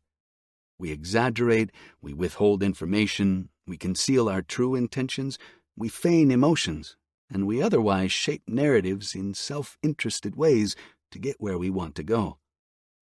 Like Anna, we sell ideas to others. In the marketplace, we can conceptualize selling as the use of pressure and persuasion tactics to facilitate immediate, self-interested economic exchanges. But selling doesn't occur only in commercial exchanges. People sell ideas, beliefs, ideologies, cultural habits, religious faiths, political causes, and behavioral preferences. In our complex social world, many people benefit in some shape or form when they successfully sell an idea to you.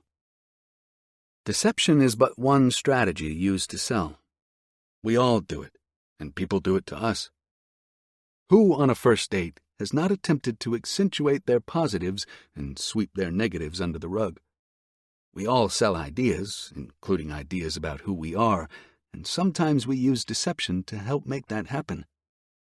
The reality is that some forms of deceptive marketing are socially sanctioned.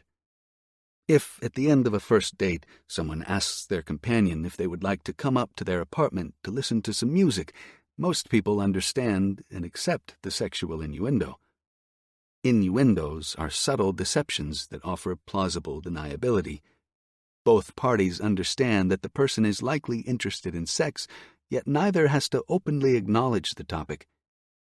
Innuendos are deceptive tactics that allow people to politely ask, accept, or decline offers without having to expressly put anything on the line. In fact, in these types of cases, most people would see honesty, "Hey, you want to come up so we can have sex?" as a crude and clumsy gesture that would likely cut the evening short. We can also view impression management as a deceptive sales tactic. We carefully curate the version of ourselves that others are allowed to see. We hide things about ourselves. Think of things you might do at home alone that you would not do if your boss, preacher, or fitness instructor were watching. We all, even if only subtly, use deception to manipulate others' impressions of us. Scammers like Anna Sorokin differ only in degree. Anna was not the first person to tell big lies about having rich relatives. In 1897, Canadian-born Cassie Chadwick accidentally let a lawyer see a $2 million, about $65 million in 2023 dollars, promissory note she had from the industrial titan Andrew Carnegie. In confidence, she told the lawyer that she was Carnegie's illegitimate daughter and that he was leaving her substantially more upon his death. The lawyer promised to keep her secret, but he did not. Instead, he shared the information with bankers, who soon came to Miss Chadwick, offering her loans and other financial services. Over the next 5 years, she accepted and spent millions from the banks. Eventually, the fraud was discovered, and she died serving her prison term. As it turned out, her big lies had gone on for most of her life and had resulted in the dissolution of 3 marriages and several prior arrests and imprisonments. Some big liars leave a wake of destruction, bankrupting some, destroying relationships for others, and wasting the time and efforts of still others. There is a special category for big liars who use their deception to defraud people after first gaining their trust. We call them scammers, swindlers, or con artists. Whatever name we choose, at their core, these people are big liars. Stages of a scam. Cassie Chadwick and Anna Sorokin were con artists. The psychologist Maria Konnikova has studied all sorts of con artists with the careful focus of an entomologist studying butterflies. She interviewed the scammers, their victims, and people who merely observed the scams from the sidelines. She observed that cons, though wildly different in their aims and their subject matter, typically follow a similar script. At their base level, all swindlers use deception to manipulate how we see the world around us. By distorting our perceptions of reality, they convince us to give them what they want. We surrender the goods willingly. Scams have several stages, but they are all simply psychological manipulations aimed at encouraging dupes to hand over their assets voluntarily. The first stage is the put-up, which involves the scammer identifying their mark. Con artists have become very good at identifying just the right person who is likely to fall victim to the con. As it turns out, no particular type of person will definitely fall victim to cons. Rather, we are all vulnerable to certain situations. We might want something a little too much, or we might feel vulnerable and ignorant enough that we rely a little too much on advice from someone else. So what leaves us most vulnerable to scams? It is usually some degree of need, greed, or compassion. Scammers learn to identify people in situations that leave them vulnerable to greed, need, or compassion. The next stage is the play. In this stage, the scammer befriends the mark and seduces them by using their psychological vulnerabilities against them. We all, at times, have deep psychological needs, such as the need for love and affection, the need for people to see us as we truly are, or the need to affiliate with people we admire. When we need too much, we start to take chances to get what we want. A large number of scams rely on emotional needs, such as the need for love and belongingness, to be the driving force. The forces motivate victims to ignore the red flags that even the best scammers present. Considerable evidence suggests that the need for belongingness and the need for emotional connection weigh heavily on people, and when they are deficient, people often experience psychological problems. This ache for connection leaves people vulnerable to scammers. One study that examined over 580 different scams found that the scammers typically used emotional pleas, signals of trust, and behavioral commitments to entice their victims. Another psychological feature that sets people up to be victimized is greed. Cons often rely on the greed of the victim to be the fuel for their own undoing. Scams often promise opportunities to get rich quickly. People are so tempted by the prospect of easy riches that they become less discerning, seeing only what they wish to be true. Psychologists refer to this cognitive error as confirmation bias. We tend to notice the evidence that supports what we want to be true, and we simultaneously fail to notice or discount the evidence that runs contrary to our cherished hopes and beliefs.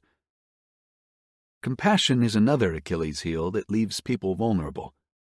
Seeing a person who is supposedly in peril and could be rescued with a little help from a stranger is compelling. Most people feel a strong urge to alleviate suffering in others. Scammers use little tricks of psychology to hook their marks. Fraudsters use our sense of compassion and charity to open up our hearts and wallets. After natural disasters, fraudulent charities pop up to take advantage of those whose heartstrings are pulled by the helpless. Scammers solicit donations, and we compassionate people risk being duped. In the play, scammers use subtle techniques, such as asking a mark to hold their wallet for them, or sharing embarrassing information about themselves. The fact that the scammer seems so willing to make themselves vulnerable leads the mark to trust them and to form an emotional connection with them. They use their persuasive techniques to get marks to like them, to love them, and to trust them. Most people have been conditioned to trust and to be helpful. Scammers capitalize on those tendencies within us. With the confidence of their mark secured, con artists then move to the next stage, called the rope. The rope is where the scammer first pitches the ploy to their mark. Hey, I have inherited $10 million from my aunt, but I'm behind on my taxes, so I can't legally claim my inheritance. Or perhaps, I have fallen in love with you and really want to be with you, but I'm stuck overseas and I'm unable to cash my paychecks right now. In this stage, the con artist capitalizes on greed, need, or compassion. In the next stage of the con, the tail, the swindler convinces the victim with the bait. If you can help me, I'll split the money with you. Easy money. Or, if you can send me money for an airline ticket, I'll fly out to see you next week and we can be together. I'll just pay you back when I arrive. Or maybe, if you could just loan me a small amount, together we can save my child's life with the medication she needs. The scammer creates a scenario in which your dilemma, or theirs, could supposedly be resolved with a small gesture. Many people seeking simply to show a bit of compassion and goodwill step up and fall into the scammer's trap. Often the ask is quite small, to not scare off the mark. For example, the bank won't allow me to access this enormous inheritance until I pay off some back taxes. If you can loan me $100 to pay off a person I know at the bank, they'll release several $1,000s to me. I can pay you back $250 tomorrow. The tale sets the stage for the next stage in the scam. the convincer. After the victim loans the $100, the con artist actually does pay them back $250. This payback convinces the mark that the risk they took was a great decision. The success convinces them that they have a surefire way of getting easy money. They may also convince themselves that they are a truly generous person for helping out the person in need. Not all scams are financial.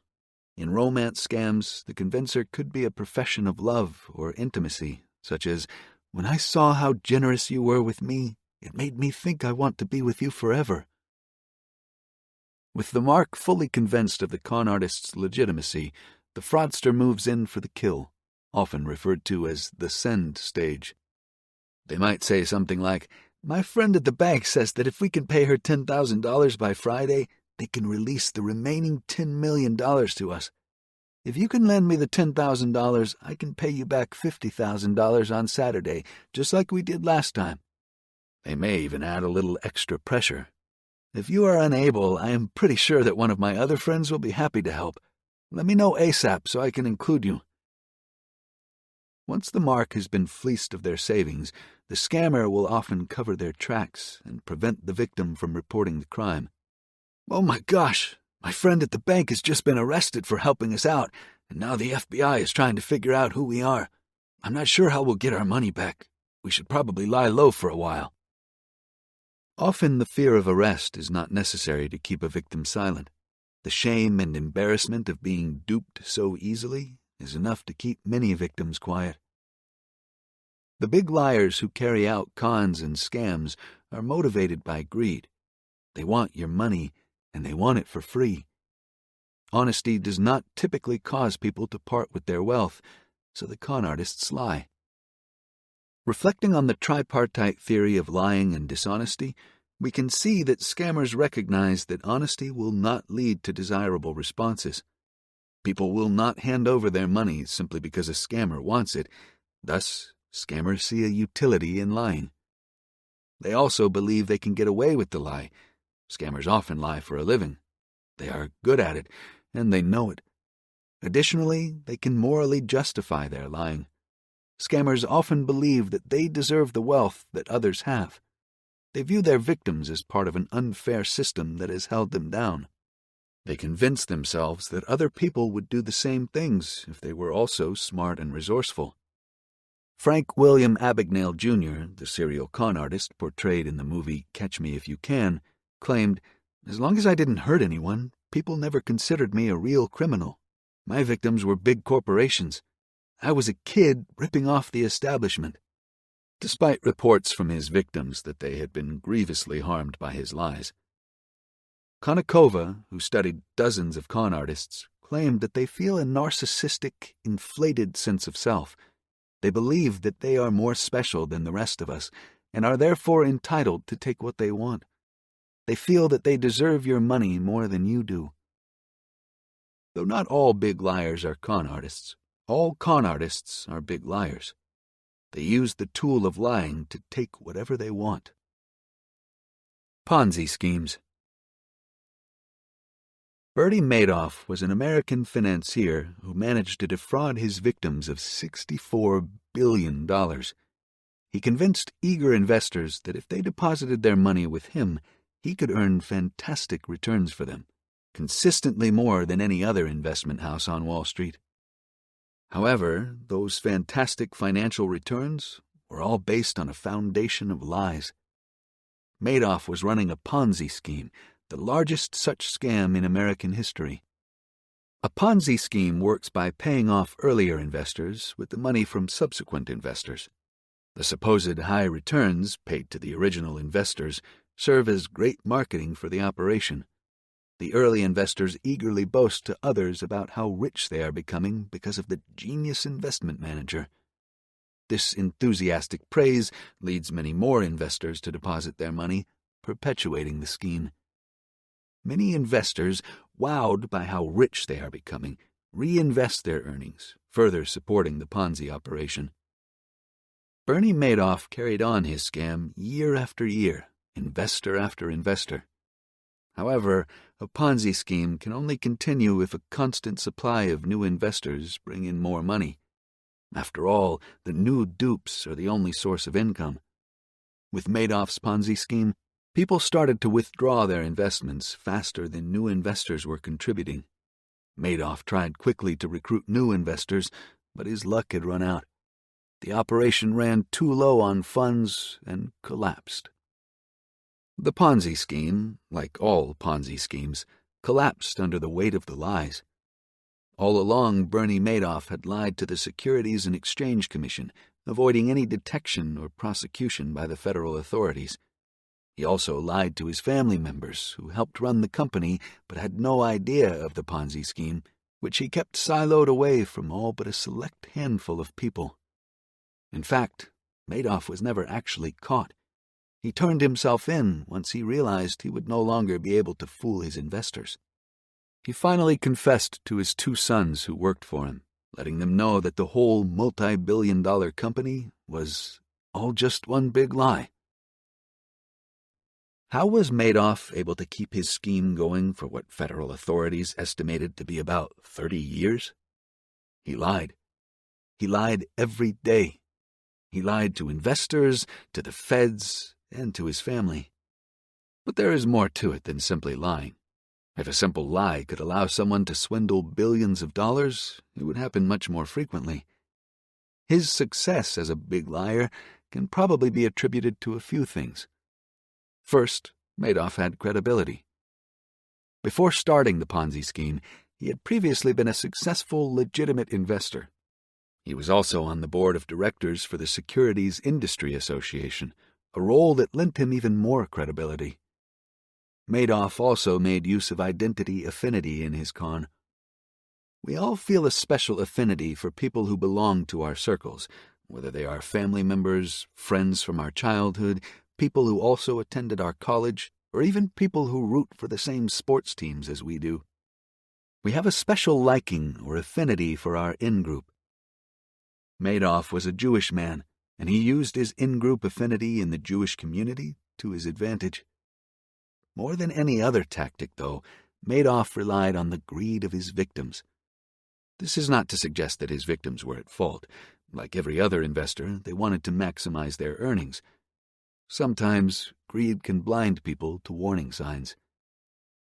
In the end, Madoff's scheme victimized a range of people, from fabulously wealthy Hollywood celebrities such as Steven Spielberg to fairly anonymous retirees who had entrusted Madoff with all they had. One victim was the Nobel Peace Prize winner and Holocaust survivor Elie Wiesel. Madoff scammed him out of his entire life savings and another $15 million from a non-profit organization Wiesel had set up to combat injustice and intolerance in the world.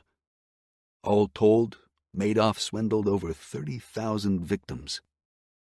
Research makes clear the enormous financial and psychological toll that scammers exact on society.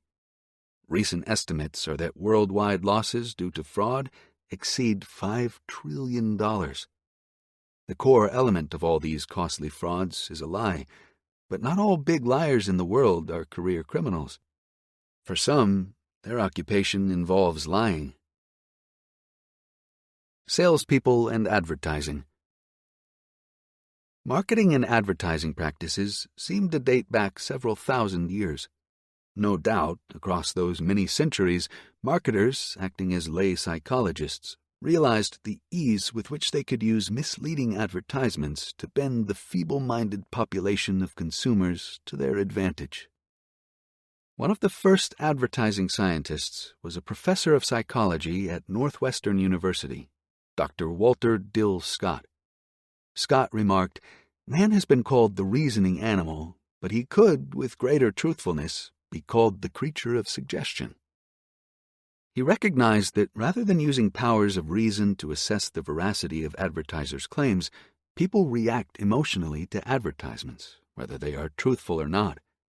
Advertisers use tricks such as bait-and-switch schemes, embellished pictures or descriptions, false claims about quality or effectiveness, and hidden charges.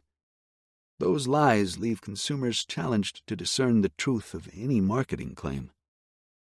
In the United States, the Federal Trade Commission finally enacted the Truth in Advertising laws, reining in the outright lies that advertisers had been using. Still, advertisers push big lies to encourage us to buy their products. In 2016, the FTC charged Volkswagen for marketing and selling their vehicles with supposed clean diesel engines. That lie concealed the fact that Volkswagen was actually selling cars that produced illegally high levels of pollution. In many cases, false claims are made about the health benefits of products. In some cases, vaguely meaningful words, such as natural and organic, are used to convey a sense of wholesomeness and health. But on occasion, the claims slip into full untruths, such as when the Dannon Food Company suggested, without evidence, that their Activia yogurt boosted the immune system. The FTC charged them with false advertising and also charged Kellogg for making the same false claim about Rice Krispies cereal. While it may be harder to get away with being a big liar in advertising these days, it seems that advertisers continue to push the limits. Advertising and marketing can be viewed as a tool for sales, so one might expect to find big liars involved in the sales force of some organizations. Sales is a form of negotiation. If I want to buy something and you want to sell that thing, we can negotiate the terms of the exchange. In many cases, this process is collaborative. We have a shared goal of completing the exchange in a manner that ensures both parties are satisfied with the terms. In other cases, the sales negotiation is adversarial. Each side uses every weapon in its arsenal to gain an advantage over the other party. Adversarial approaches often utilize tools for deceiving the other party. An act of betraying, a contrivance, fiction, etc. A planned deception, hoax, take-in. These are a few elements of the definition of the word sell in the Oxford English Dictionary. There are horror stories of overt deception in the name of closing a deal. In a legal case in Texas, a car dealership was sued because, among other things, the sales staff hid a deaf and mute customer's keys so that the customer could not leave until buying a vehicle. The court determined that the sales team had systematically used deception and other forms of psychological manipulation to maximize their profit. Lying by salespeople is not universally viewed as a bad trait. Researchers at Johns Hopkins University and the University of Chicago Booth School of Business studied how liars are perceived in the workplace. Their principal finding was that people tend to view lying as a marker of competence in jobs that necessitate selling, such as salesperson or advertiser, but much less so if the person's job does not involve sales, e.g., chemist, librarian. Furthermore, they were actually more inclined to hire liars for jobs in sales. Thus, being a big liar, or at least a competent liar, seems to be viewed as an asset in sales fields. It is important to note that consumers also lie to salespeople. They lie to negotiate the best deal they can get. Some customers lie to get refunds and exchanges when one is not warranted. They misrepresent their ability to pay full price. They make erroneous claims to qualify for discounts. They lie about their level of interest in a product, and they lie about their ability to get a better deal elsewhere. They scheme and lie to place themselves in a better financial position. Perhaps, then, it should not be surprising that salespeople, too, use deception as a tool in these sparring matches over price and availability. Haggling is a negotiation over contested ground. Perhaps it is a context that turns people into big liars. Corporate liars. Elizabeth Holmes was a brilliant and ambitious chemical engineering student at Stanford University with the public relations talents of a career marketing professional. Before the age of 20, she had mapped a plan to start a blood testing company that was destined to change the medical landscape. When a person goes to the doctor for blood tests, a medical technician inserts a needle into the arm and draws out several vials of blood. Those vials are typically then shipped off to a lab, while the patient and doctor wait for the results. Holmes had a design to create a miniaturized blood testing unit that could offer inexpensive and immediate blood testing with a single drop of blood. No more need for needles, vials, and labs. Just a finger prick of blood and a few minutes of processing would generate all the results. Holmes dropped out of Stanford and founded a company, Theranos. She quickly raised cash from venture capitalists and private investors. In a few short years, Theranos was valued at $9 billion, and Holmes was showered with accolades from the likes of Barack Obama, Joe Biden, and Bill Clinton. In early 2014, not yet 30 years old, Holmes was worth $4 billion. The blood testing machine, dubbed Edison, was rapidly progressing, according to Holmes. Soon, the Safeway grocery store chain and Walgreens pharmacy chains had partnered with Theranos and were pouring millions of dollars into retrofitting their pharmacy locations to use the Theranos device. But alas, all was not as it seemed. The chief financial officer of Theranos was terminated for questioning the reliability of the company's products and the honesty of its management team. Theranos was accused of pushing products to market before the technology was viable, and some said that Theranos was fabricating test results. An article in the Wall Street Journal skewered Theranos and Holmes. The article shined a spotlight on the many shortcomings of the Theranos technology and the questionable claims made by Holmes and other executives. Contracts were canceled, investigations were initiated, and investors grew wary.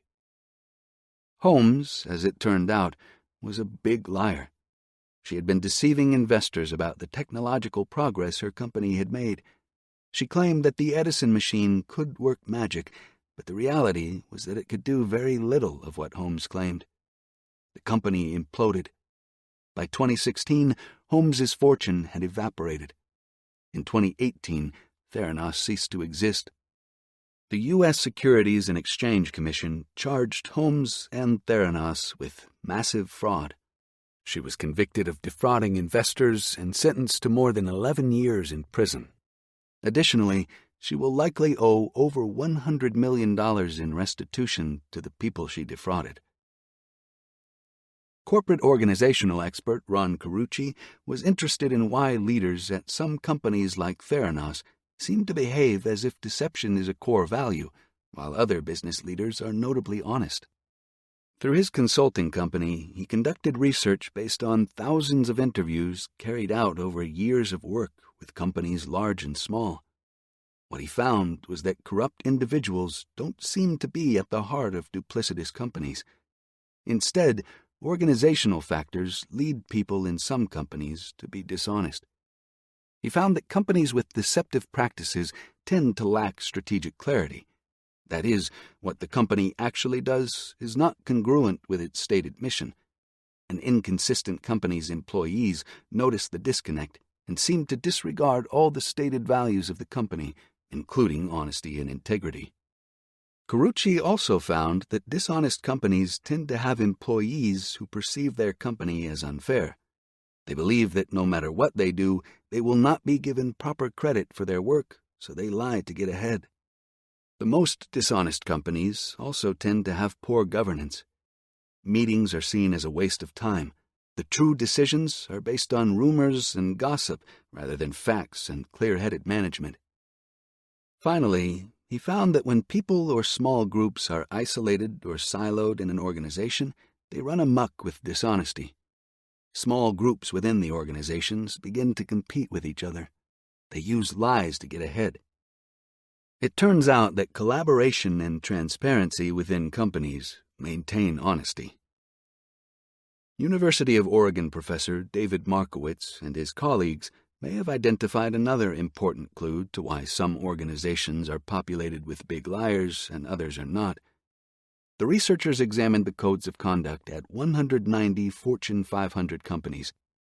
They were curious about whether the manner in which the codes of conduct were written had any discernible downstream effects on ethical and honest behavior at the companies. They conducted a detailed linguistic analysis, studying the types of words and phrases that were used in each code of conduct. What they found was intriguing. Most companies have policies that cover ethical territory around honesty, fairness, loyalty, respect, and so on. However, the researchers found that not all companies clearly communicate expectations around those values. They determined that many companies use very straightforward, direct, and clear language. However, others were a bit more vague, confusing, abstract, or complicated in their wording. Using this obfuscated language results in what the researchers called a deception spiral. When people read a muddled code of conduct, they perceived the company to be low in trustworthiness, low in morality, and low in warmth. You can imagine that an employee at one of these companies might not sense that their employer actually cares about virtuous behavior. The deception spiral continues further. The researchers found that people who read unclear codes of conduct were significantly more likely to engage in various forms of cheating than were people who read a clear and direct set of values and expectations. So, the way a code of conduct is worded can actually lead people to behave dishonestly. In the final arc of the deception spiral, the researchers examined ethical violations at the Fortune 500 companies in their study. Ethical violations included fraud, rules violation, and other infractions. The results indicated that companies that had obfuscated codes of conduct were significantly more likely to have ethical violations than were companies with clearly written ones. It seems that the message coming from the top of the organization translates into attitudes held by the employees, which drives honest or dishonest behavior, leading to broad patterns of unethical behavior at the companies. Companies, it seems, can also be big liars, and whether they are or not hinges on the structure and culture of the company. Founded in the mid-1980s, Enron was an energy supplier and trading company that made innovative moves into e-commerce. Under the leadership of Kenneth Lay and Jeffrey Skilling, Enron became a powerhouse during the 1990s and early 2000s. Year after year, Enron was posting massive earnings that almost defied belief. At its peak, the company was valued at $70 billion. The phenomenal success of Enron hinged on a little trick. Its officers lied. While the company was suffering massive losses, executives would create partner companies and then transfer the massive losses to those companies. Billions of dollars of red ink were essentially swept under the rug. Arthur Andersen, one of the biggest and most reputable accounting companies, vouched for Enron's bookkeeping, conspiring to help Enron carry out one of the most massive frauds in corporate history. The leader of Enron pressured lower-level executives to conceal debt, meet Wall Street expectations, and generally obscure what was really happening at Enron via several accounting tricks, intentional smokescreens, and distorted messaging about profits. Enron convinced investors and regulators that their earnings had grown in 4 years from $13 billion to more than $100 billion, a remarkable 750% growth. People started to question why Enron was so secretive with its balance sheets. Investors got spooked. The Securities and Exchange Commission started an investigation. In late 2000, Enron shares were trading at $90. A little over a year later, those same shares fetched only a few cents. Enron had collapsed. Investors experienced massive losses. Lower-level employees of Enron, ignorant of the fraud, had their retirement accounts tied up in company stock. Their life savings vanished. It was the largest accounting fraud in U.S. history at the time. A year later, however, another company, WorldCom, engaged in similar accounting fraud and beat that record.